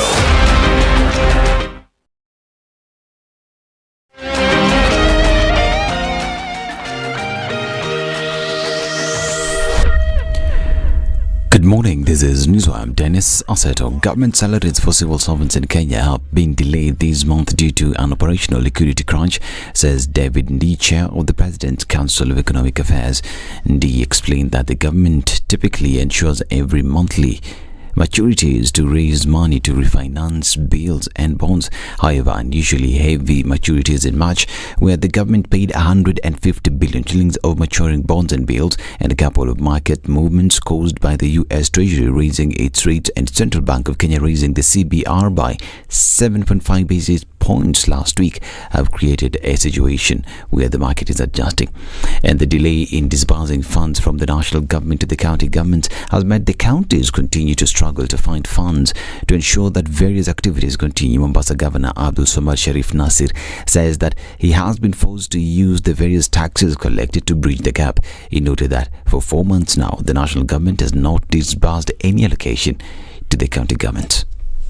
County hazijalipwa fedha. Za mwisho tulilipwa za Disemba. Tukigonga Mei itakuwa ni miezi mitano. Fedha hazijaingia. Haya yote tunaoyafanya, mkiona kila wodi kuna barabara inajaribu kuwekwa, mkiona mataa yanawekwa, mkiona taka zinakusanywa, hata wafanyikazi wa county, licha ya kuwa hatujapokea pesa sisi, wafanyikazi wa county mshahara wao wanaodai ni mshahara wa March peke yake. Ile fedha ambayo kwamba tunaokusanya ya parking, fedha tunaokusanya ndogo ndogo hapa na pale, ndio tunajaribu kuweza kuleta ule uwiano mwema.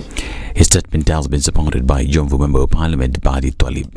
Gavana wetu anakuwa untwisted. Leo watu wajua kama pesa serikali kuu haijakuja chini. Ajaribu kufanya kitu inaitwa on source revenue. Kutafuta pesa yeye mwenyewe ili alipe madaktari, alipe watu wengine. Ameingia into agreement na Kenya Commercial Bank ili watu waweze kupata mishahara. Lakini kando watu wote wajua pesa haijakuja serikali kuu, lakini huku wampangia. Ati asipotulipa tutagoma. Ati asipotulipa hivi sisi madaktari hatuende hospitali, hatuende kutoa huduma sijui nini.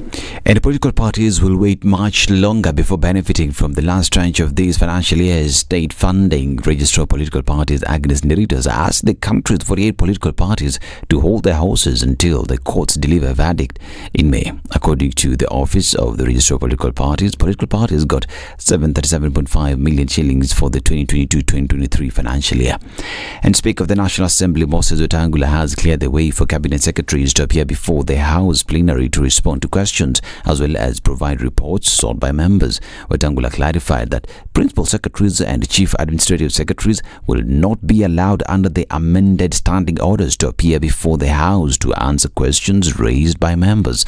The new procedure, which is similar to question time session, which existed under the repealed constitution, provides for a member to deliver a signed copy of the proposed question to the clerk, who shall process it. The amended standing orders give priority to questions and reports by Cabinet Secretaries every Wednesday afternoon for a period not exceeding 3 hours. And Kenya will anytime from now witness the launch of Taifa 1 satellite from a large screen set up at the University of Nairobi as Falcon 9 rocket lifts off the Vandenberg Space Force Base in California, USA.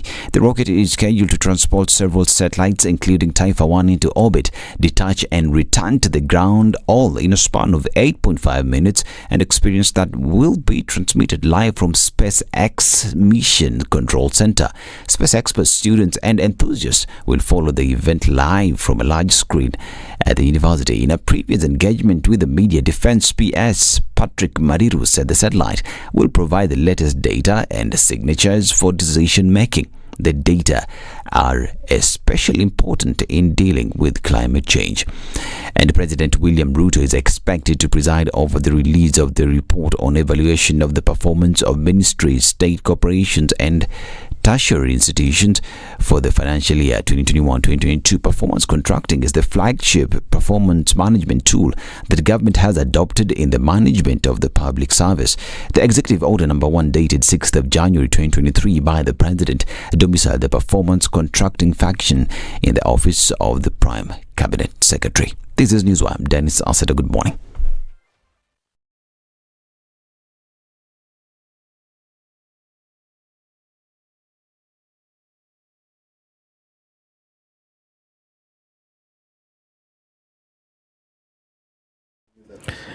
All right, the roads are still looking bad at 9 a.m. Lusaka Road heading into City Stadium. No, heading out of City Stadium roundabout into Lusaka Road, getting onto Nyayo Stadium. Very, very busy.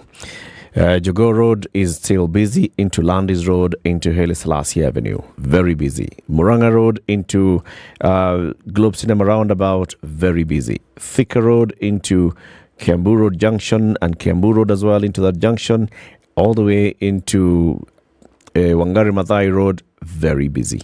All roads are basically looking pretty busy this morning. Jogoo Road has just been chaotic into Lungalunga Road and Manyanja Road and Donholm Road also.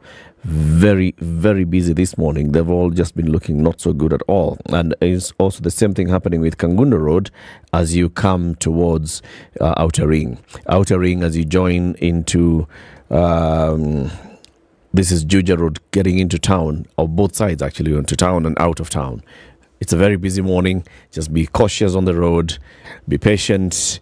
Anything to report, let us know at Spice FM KE on Twitter.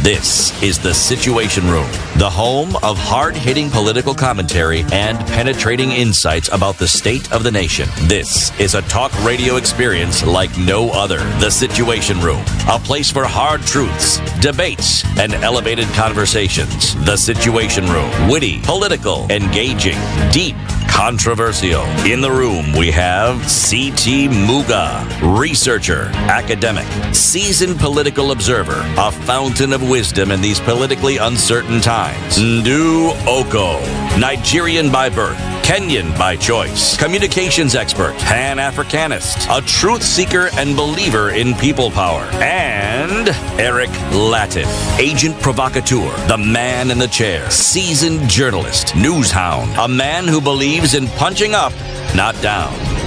This is the Situation Room, the only way to start your day. Morning. Arnold Maliba is our guest host, is a public policy analyst, and Boaz Aruku is an education expert, is a strategy and policy advisor at Elimubora Working Group. We are talking about the transition from primary into junior secondary school and what we've seen so far and the challenges that our children are facing in school during this transition. We'll open up the phone lines at some point in this conversation to hear your thoughts as well as your experience. If you're a JSS parent, tell us what your children have been doing, particularly those in public schools, even those in private schools. Let's hear your experience. Siti, remind us the proverb, please. We worry about a child, what a child will become tomorrow. Yet we forget he's someone today. We worry about what a child will become tomorrow, yet we forget he's someone today. Boss, we were waiting for you to come. Now that you're here, Asante Sana, this proverb, please interpret it for us. A child is a person today, but we are worrying more about who we will be or what he'll become tomorrow. I think that proverb just speaks for itself, but maybe liken it to our purpose here on earth. Because here is a case where, we've just come from Easter. There's been a resurrection. And many of us are really highly spiritual and all that. I'm a person of faith. But we are largely more thinking and talking about the heaven, but failing to work the earth where we are here to make it better. That I would resonate with that and say it would have been good if then we looked at how do we improve things, the situations in education, in the healthcare, in just ensuring that people have something to eat, safety and happy around, socializing, just making that heaven here first before we reach that heaven. I think for me that is what I would relate to. What do you think, Siti? It's a very interesting observation and interpretation, yes. Extremely interesting. When you talk of heaven, you're talking about an aspirational destination. Yeah.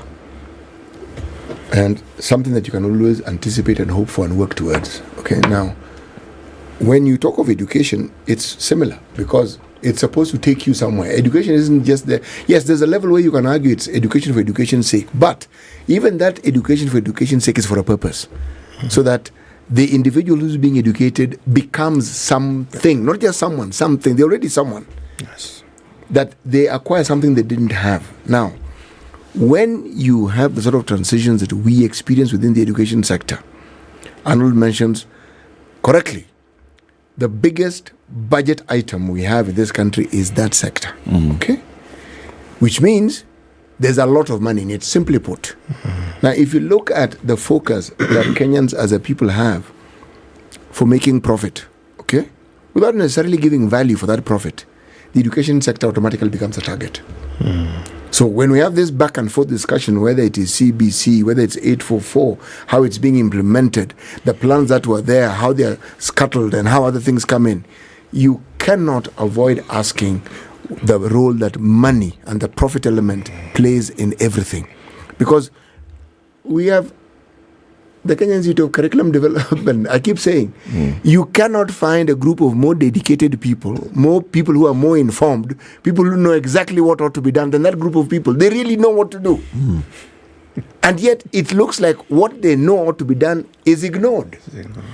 But Siti, you forget one thing, that even as a society, we there's this evolution where there had quote-unquote been a preference or an emergence of a preference for other curriculum, the other teaching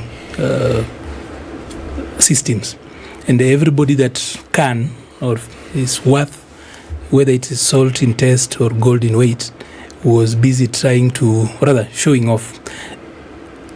We also are treating education not as an enabler, not as an as a right, but also as a status. You know why people are moving around with guns? Not necessarily because their lives are actually threatened, but as a status. So we also we are conflating things around how we confuse our social problems with things that should be systemic, things that should be serious. So probably we are finding a problem, policymakers who do not even understand how these things move. Arnold, you're right. You know, let me tell you, as somebody who was actually taught education, who was trained as a teacher, all these things you see people playing around with, we actually taught those things. You are taught. You are taught. You are actually taught, and you know exactly what needs to be done. That's why, even when you bring in a new system, teachers will not find it difficult to figure out how to go about it, because you actually taught and trained to be able to be that flexible in thought. But you are right.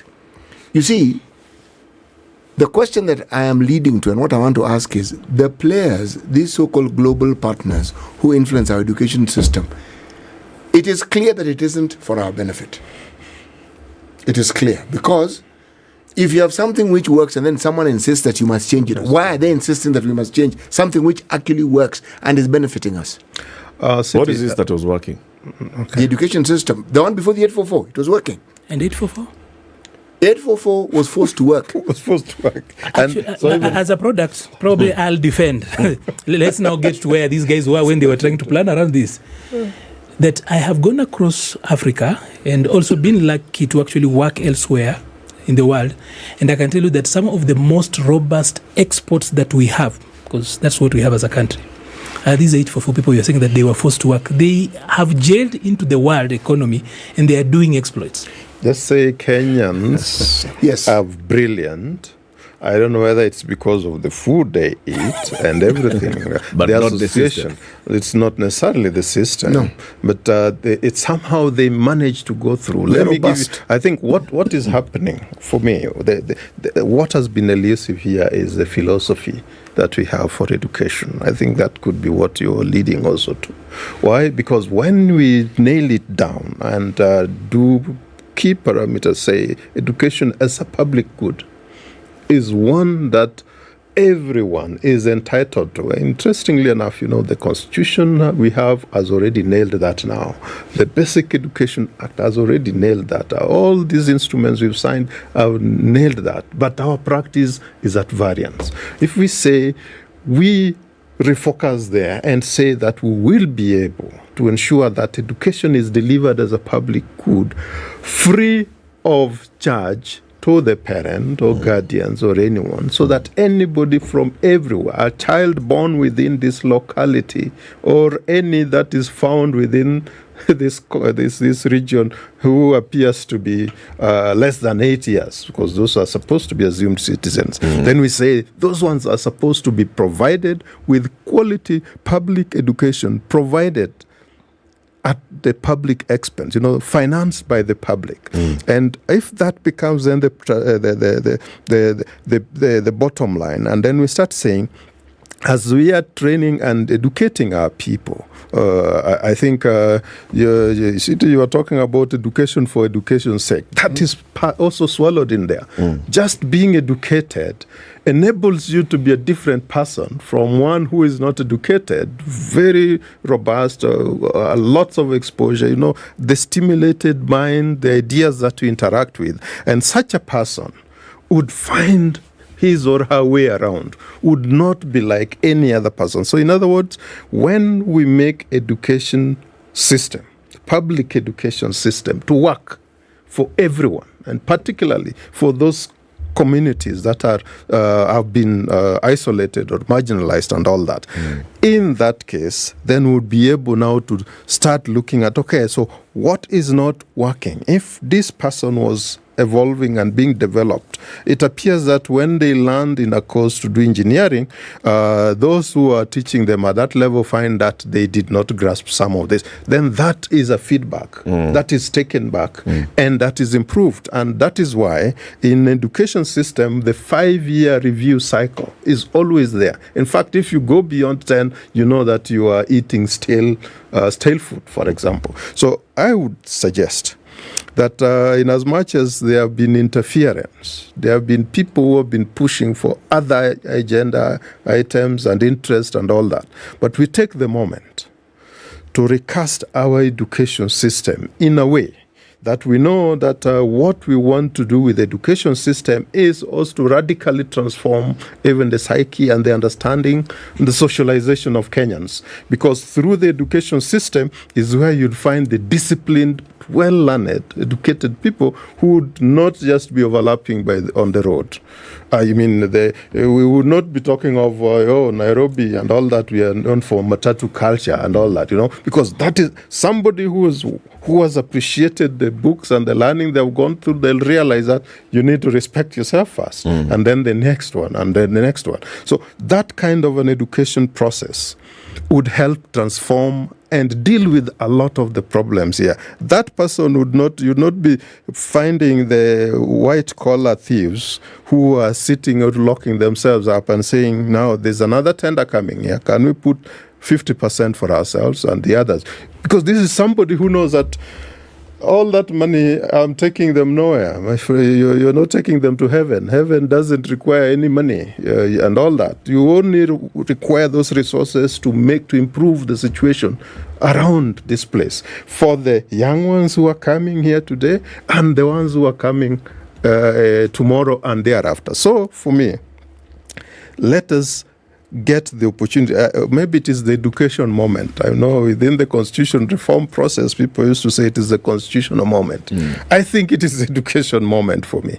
It is the education moment because now this is the time we have to point out there are many ills in the society. If our education was right, we would be having half the cure.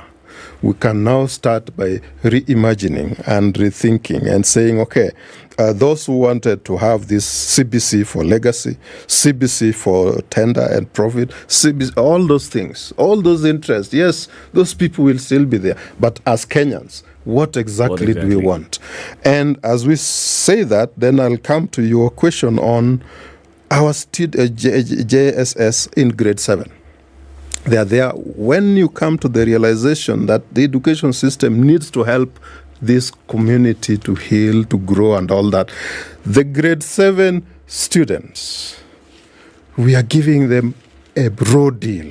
And this is a category that may emerge to be so bitter, they may think that everybody has offended them. They'll come out and start thinking or being creative on how they need to deal with us and everybody else. So how do we reach out to these people? Because the first term is gone. There's nothing which has been done. The second term, you're being told that now 30,000 teachers have been sent there. But I think the discussion about 30,000 not being adequate, even the multi-streamed schools and all that being totally a drop in the ocean. So what do we do?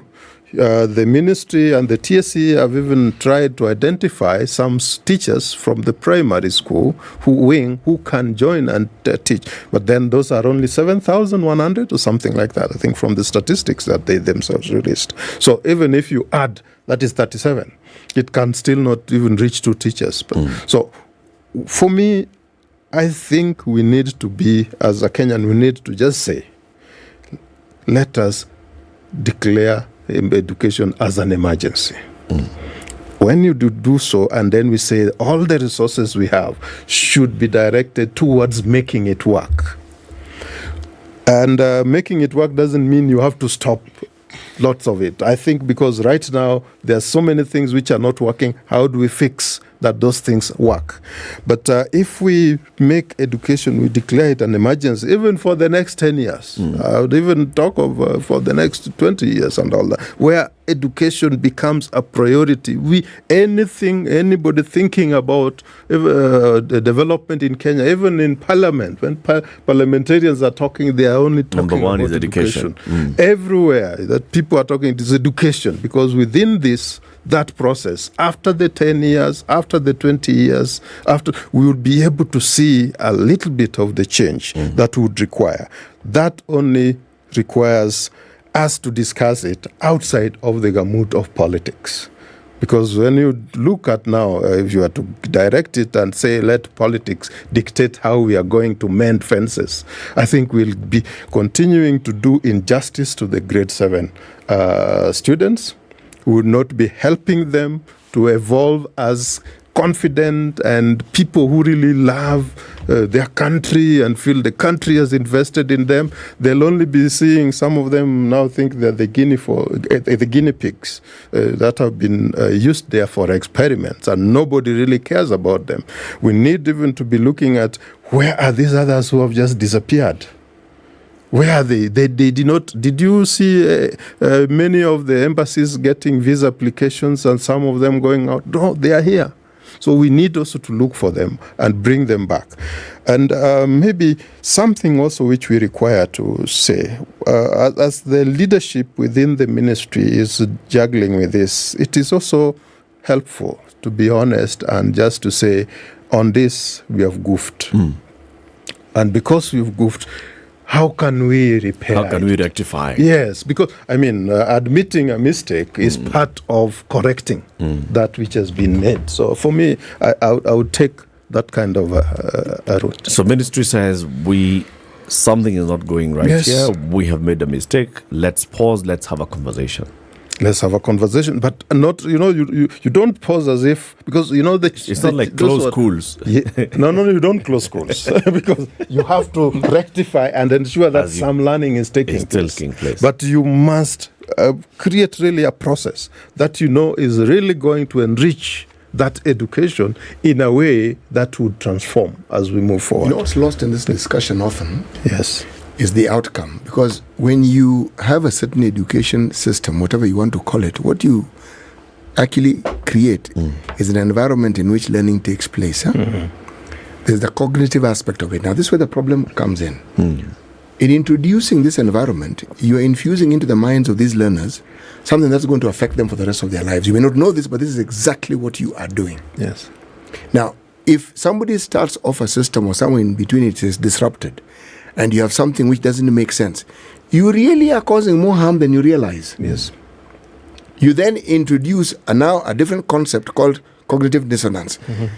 Again, you may think it isn't important, but it is, because generationally you will have created a whole group of people who unfortunately looks at society in a very skewed way. Yes. Now, you may not think it is important, but we are seeing it happening now. When you have 8 million people who do not vote, what do you think happened for those people to get to a point where they feel, this thing is not important? Yeah. But, even as you say that the ministry, the leadership could actually stop and then say that we have got a challenge here, and this is how we invite a different way of looking at it. I know he says we should not deal with this thing from the ambit of politics. It's something that should be dealt with completely divorced from that. Unfortunately, we are not able to do that. Why not? For the simple reason, let me answer. Because realities. One of the problems why we don't love the conversation around realities. Once this particular regime, the current leadership at the ministry, they could actually say the truth. But regime survival is important. That would be akin to them saying they are unable to do it, and how it is interpreted moving downstream would be a different thing. These guys, even if they are stuck, they will not accept. Yes, which is better? Them admitting that they can't do it, or it being patently obvious to everybody that they can't. You see, I spoke about Sosion just a moment. Okay. I spoke about siding with Sosion, that we rushed this. So Sion went back and forth on this thing so many times. You have to ask where it was he stood. Do you know the number of times he said this and then? But then, as an actor, as a unionist, what more would he have done? A number of times, I think, when it came to CBC, Sosion would be part of the true north that one would be trying to get to. He had his challenges and all that. Many of these unionists have. In fact, even right now, the problem you're having, if you find the unions, with the exception of UASU, the KUPPET and the NAT, you'll be finding that for them, they discuss and look at it from the point of where will we be guaranteed or more numbers as members. And, you know, those kind of things. And that's why I said, okay, all these interests, it's okay for them to have those interests. They have a place here. It is, those ones will have a place. But where I want us to vacate a position you are stating here, that the government should not own up when things are not going right because of political survival.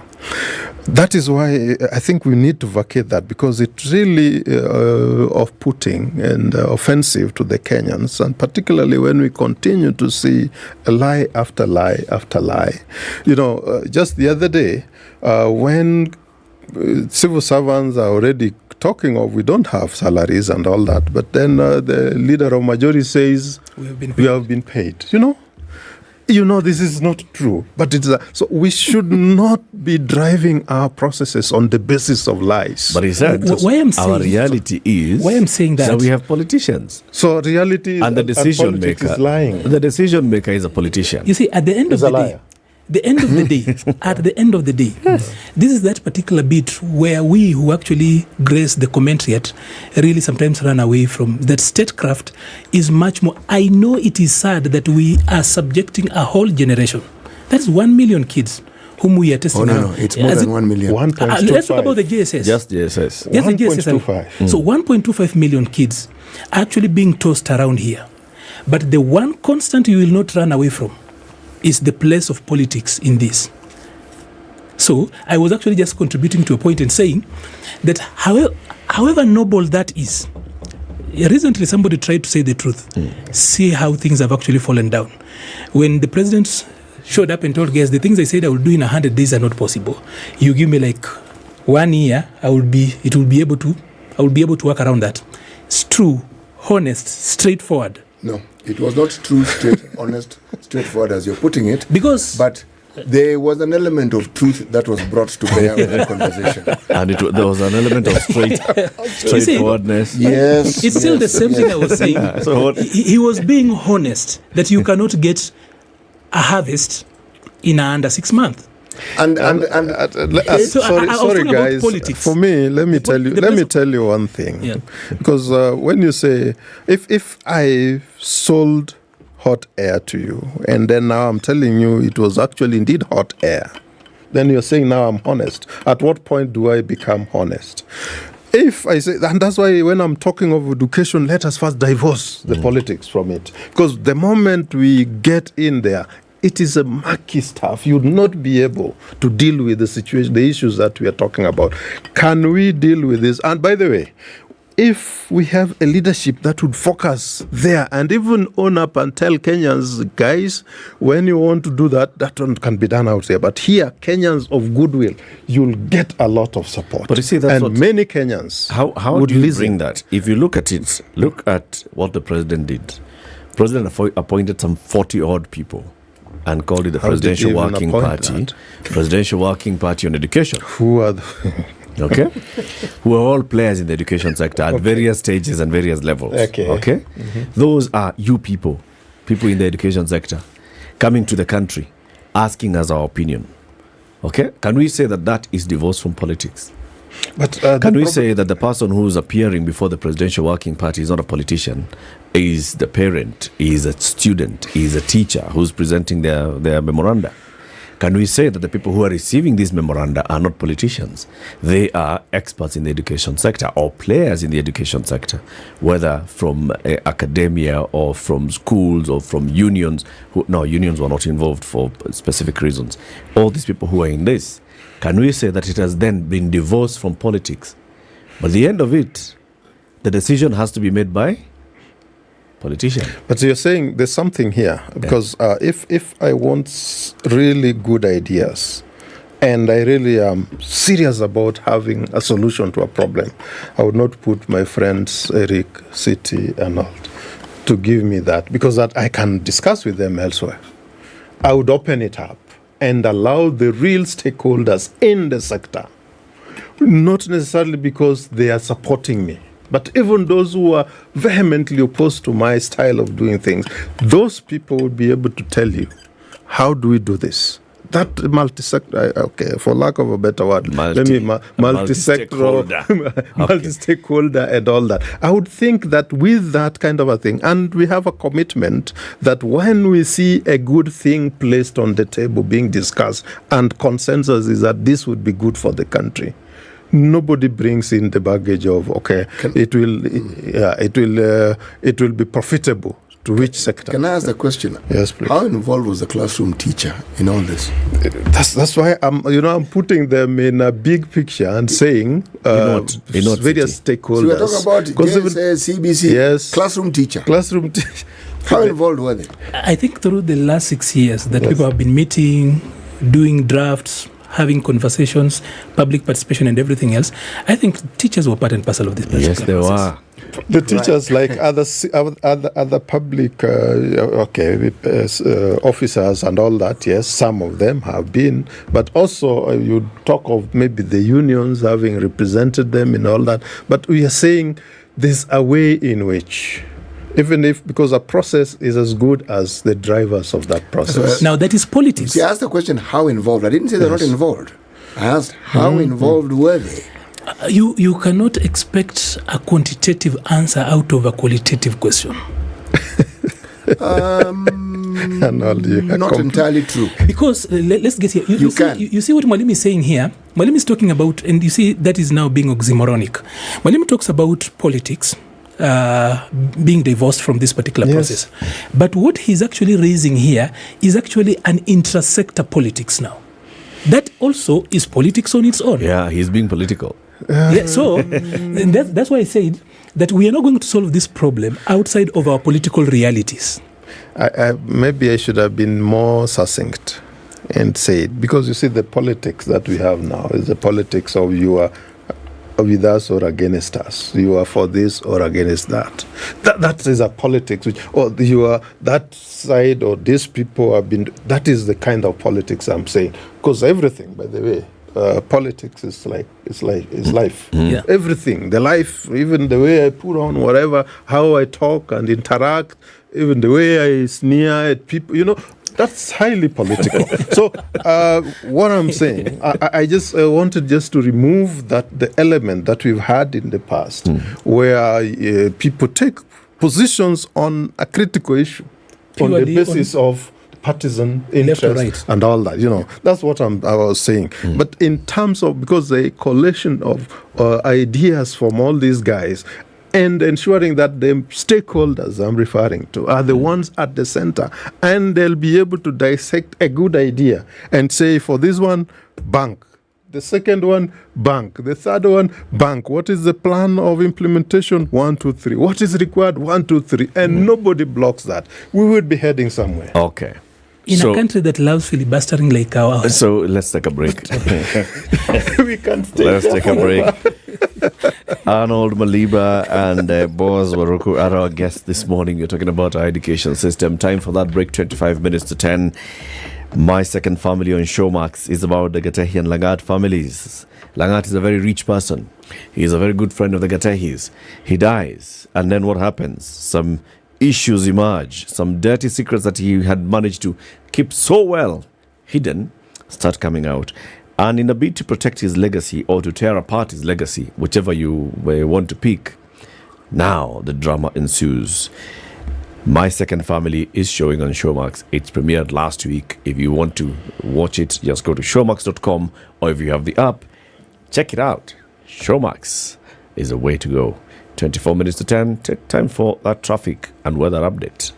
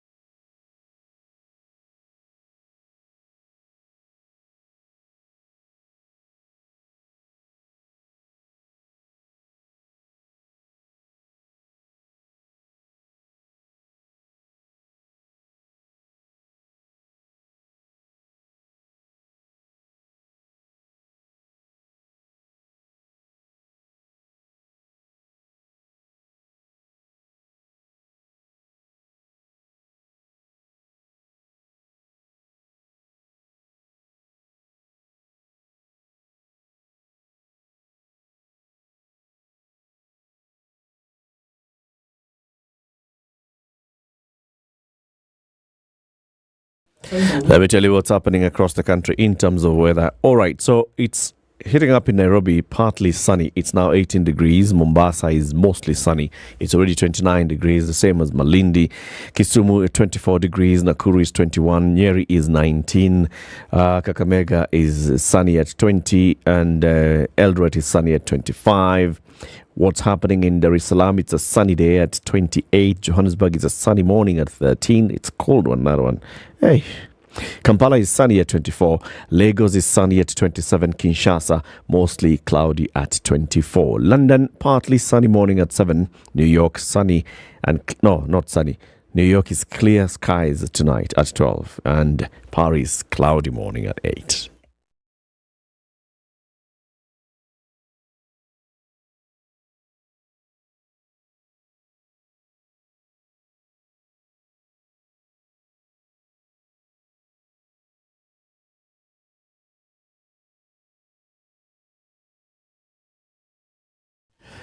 Yeah, Thika Road is looking like that. Jogoo Road is looking like that. But I have some good news, because Thika Road, initially it was beginning at Garden City Mall. Now it's just at KCA University, coming towards town. Great improvement. Kiambu Road is also now just beginning at DCI headquarters, coming towards town. Greatly improved. Now, Wangari Maathai Road has actually cleared, and also Muranga Road has cleared. The only issue here is at Ngara as you get into the Globe Cinema roundabout. Jogoo Road has not improved at all. In fact, it has crossed over into now Lusaka Road. Lusaka Road is busy as you head into City Stadium roundabout. Ngong Road is not looking bad. Langata Road is not looking bad at all. Mombasa Road is not bad at all. The only roads are within the industrial area and then into the CBD. Be patient. You'll get there.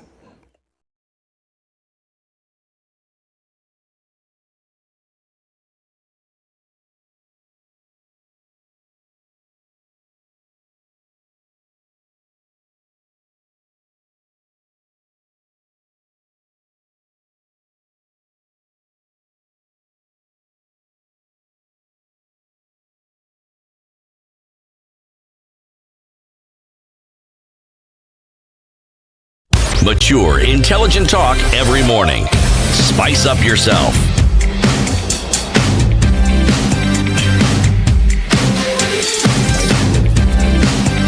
Mornings done right. Addressing the country. He's currently chairing the Kenya Kwanza Parliamentary Group meeting. And in about 20 minutes' time or thereabouts, he will be making an address, I think, after that meeting.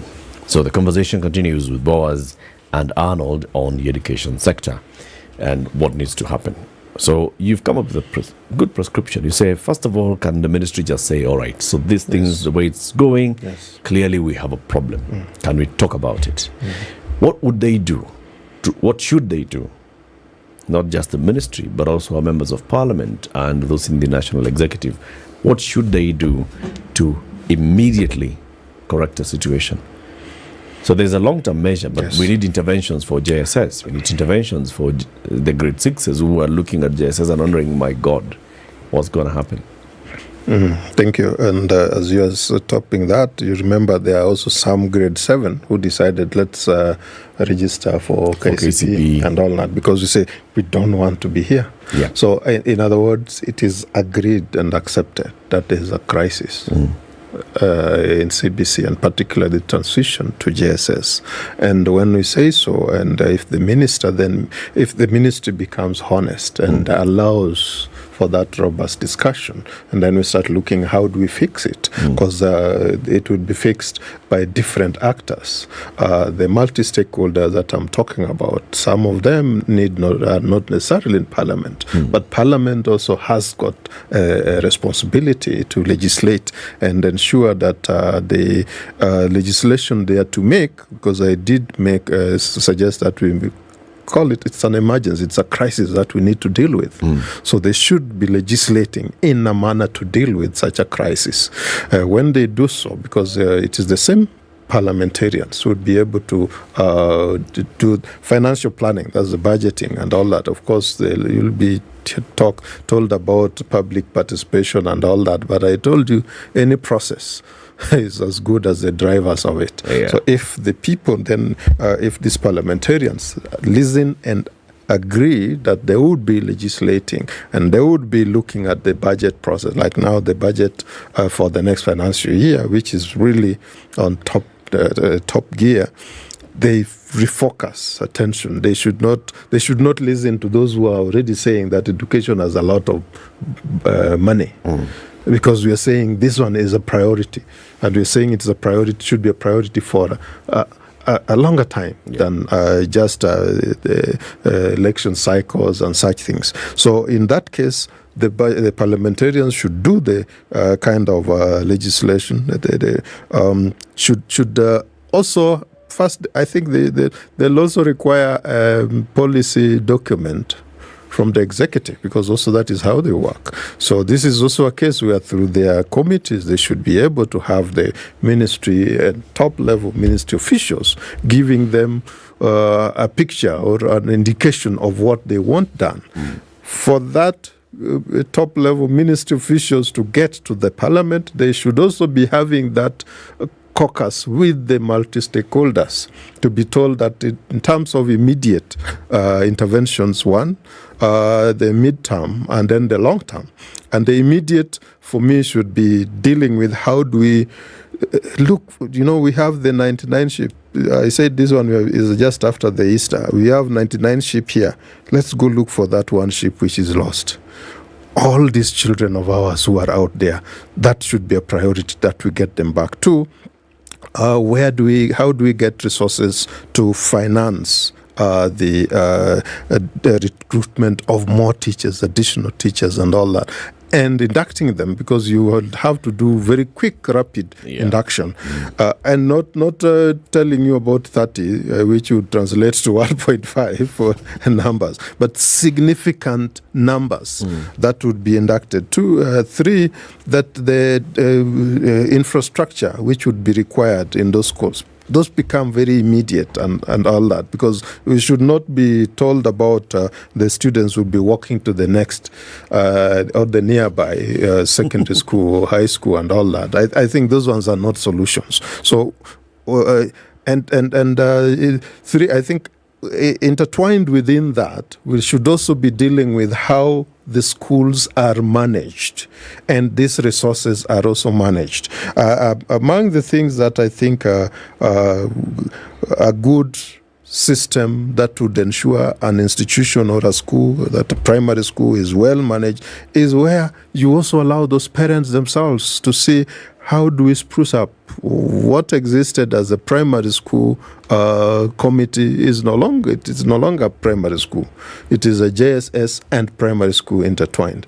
What are the procedures or the steps that we use, even if it is to deal with, say, procurement of the materials, the desks, and all that? Those are systems which are within that school. These are coming as a new thing, because this never used to happen. The primary schools, the kind of small monies they were using were just for operational issues. Now they are getting a little bit more money. But maybe even before I rush into saying how that money goes there, we need to revisit even the allocation that is being made of the 15,000 per student. And that should be immediately revisited. Why? Because I give you an example of the current transfer or allocation given to a high school student from the public coffers is 22,500. In secondary school? In secondary school. Form 1? Form 1 to Form 4. Each of them, per year. But those are people who are going to a school which is already established. But now a school which has nothing established, you're giving them 15,000.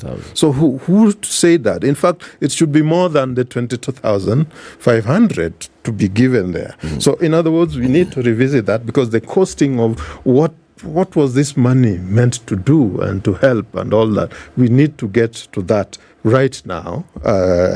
So with all that, because there are several things that would need to be discussed by these multi-stakeholders, and those propositions should be acted upon by Parliament, looking at how they get into the budget process, by the minister or the CS giving proper guidelines, because right now guidelines on how to manage those resources and all that are not there. The resources also given to the TSC to ensure that they advertise well and get all our trained teachers. There are many trained teachers who are not employed here or who are employed elsewhere. But when you open this opportunity for them to come, it would be easier for them. So it would be more attractive for them to come in, because they are seeing that you're now seriously reorganizing the sector. And I think when we do that, would be at least we'll be starting to restabilize and refocus on what we need to have in an education process. We would also be requiring, like the grade 7 students. I said these are the students that need constant outreach to be counseled, to be helped to understand why is it that they are the only ones that now are facing a lot of problems. The bitterness that could be boiling up, or they're just still harboring, These students need to be talked to. Our various creative ways and all that. I know there are some schools which they say it religious leaning and all that the counseling from the religious quarters and all. If those are the contributions they're making, yes, let them make them there. But to help these learners understand that we have not forgotten about them. But most importantly, I think a common thread should be about we are trying to do all this so that the education sector being reorganized or transformed should enable us to have at the end of it all a citizen, a confident, well-developed citizen, patriotic enough because they have realized how everybody is working for their own betterment, but very productive, and one that is creative in a way that would be helpful to this country. I think when we redirect ourselves in that manner, and they know that we have owned up, we have accepted that tumewakosea, you do mea culpa for the Catholics, tumewakosea. They know and understand, and they're working with us, and that now we want to work together so that we iron out all the challenges that we had. I think that could be a starting point. Arnold, what do you think? I think that we need to start asking ourselves how we leave this particular hole that we find ourselves in. I think I still find that I think unionists saw this thing and we didn't listen to them. Probably they were not the people who were supposed to be at the center of the table, but a lot of the things they spoke about, if I remember, their continuous protestations are the same things we are seeing now. The questions they asked 2 years ago, and that is why when you talk about public participation, what exactly are you talking about when the things I raised in a public participation are now a problem at the end, or rather when you are implementing? Is it really for purposes of just ticking the box that this is the framework and therefore he has to be here? So where are we? I think we've had a problem like this before, maybe not at the same level. I wasn't an individual who could understand how the 844 was done, the changeover was done. But I also remember when Kibaki came in and he was trying to solve the problem of delayed joining of university, the challenges during that particular time. We know people had to wait for 2 years. And we had almost a similar crash and a problem. Unfortunately, or fortunately, the person who held that particular portfolio at that particular time was William Ruto in trying to solve that problem. I am hoping that the lessons he learned then, because as he speaks, you find that this sector is not deficient of people who know what should be done. And that there are lessons that we as a nation have registered. We know they are out there. But how then do we bring the learnings from that particular end to this current situation, especially where there is no dialogue? I feel from what he says that literally there is no talking to each other. Is that really the issue, Arnold? I'm saying I feel that the current situation is they are just telling us JSS is stuck. We have done 30,000. And so we are sending money and it's not coming in. So there is no structured way of solving this problem, at least from where I sit, because so far, other than the the task force. The Presidential Working Party. Which I've not heard a lot from, even on this particular matter. Still working. They're still working. I know they're still working, yes. But let's say your house is burning and your business was supposed to be a team that takes care of safety. Do you continue working as a house is burning because you are supposed to deliver a report on the safety? You know, so the problem is, Arnold, even I look at this working party, I'm wondering, should this working party be working now because of the situation we're in, or should a similar working party have been put in place before, so that the discussions we're having now were had then in greater detail before we now get to this position where now we are thinking retroactively and trying to solve a problem that could have been solved before we even put this thing into operation. A similar working party was established. Okay. The Eli Mubora working party emerged. Yes. Because of the crisis that you're seeing. Because of the issues the UASUs that were there. The Kenya Human Rights Commission that are there. You know, the Constitution and Reform Education Consortium. That's a huge consortium. That's how come. All this, that's why I'm Eli Mubora working Yes, group. and why I'm saying this is very important. Why? Because we cannot say we've been there, we have said that, now we forget about. No. This is the time that we say, okay, even as much as you are who was that, the one who was in the wilderness broadcasting about the coming of Christ? John the Baptist. John the Baptist, yes. That because I'd already done so I have nothing to do with the current. No. We still require your input now because it could have been frustrated based on other factors. This time now, I think maybe what City is saying is that the working party would not just be sitting and working as normal working party. They should be looking at, there's a crisis, let us redirect ourselves there, even as much as we have these are the two. But my issue is, even as this working party is working, even as the Eli Mubora working group was working, there was a Fatuma Chege team. Yes. That was also working. It was a working group on the transition to CBC. It was a working group. Actually, that transition from the Professor Douglas Odhiambo working team and all. There are many of such. But you see, they're discordant with this, with which they are being brought into the picture. In fact, they're not even being brought into the picture. The doses for treatment that the current ministry leadership is giving is to tell you that we have sent the money, because that is not going to fix anything. In fact, it will bring more problems. 2 is telling you we have posted the teacher. That is not going to solve anything, and we know it. I think that would be like the painkiller, but it's even inadequate to kill any pain. My issue is it's actually ignoring. You know, when you move from one to the next, yes, it's not like the other one was made up of imbeciles and nincompoops who were not thought. So what was the work that was being done? Let me tell you, I've attempted to go.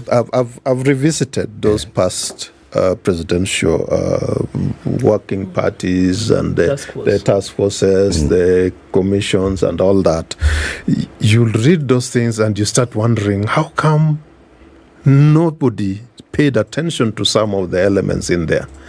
It is because maybe I think they were done to calm the temperatures at the time, and after that, then we moved on with the business as usual. You see, that's what I'm asking. Which becomes problematic. Did we really move on? Because if we're still exactly where we were with all these working parties and the workforces and task forces, and we're exactly where we were, have we actually moved? I wanted to respond to you by asking another question and probably ending this conversation on a not so good note.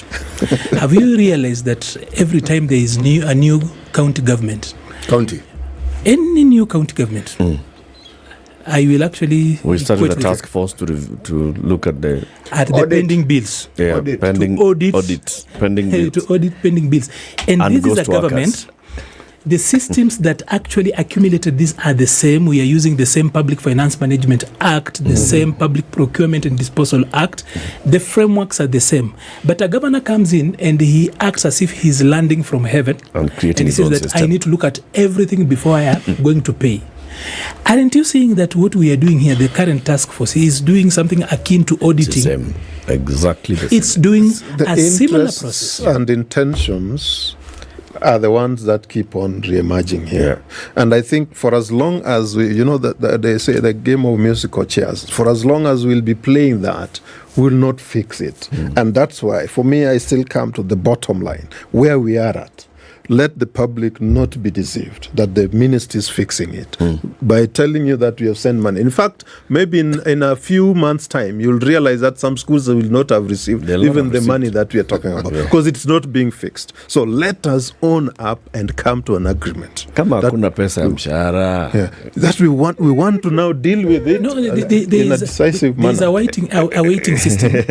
How Treasury works out. Arnold, you know this. We don't agree. Counties 4 months. Mshahara 11 days. Education 2 months. Education is a priority. Education is a priority. Arnold, thank you very much for joining us today. Arnold Malima is a public policy specialist, analyst. He's been our guest host. Thank you very much for joining us today. Thank you so much, Eric. Come again soon. And Boaz Waruku is an education expert with the Eli Mubora Working Group. Thank you for tuning in to the Situation Room today. Have a lovely day. Tomorrow, we'll be back here. It's now 10 o'clock. Spice up your life.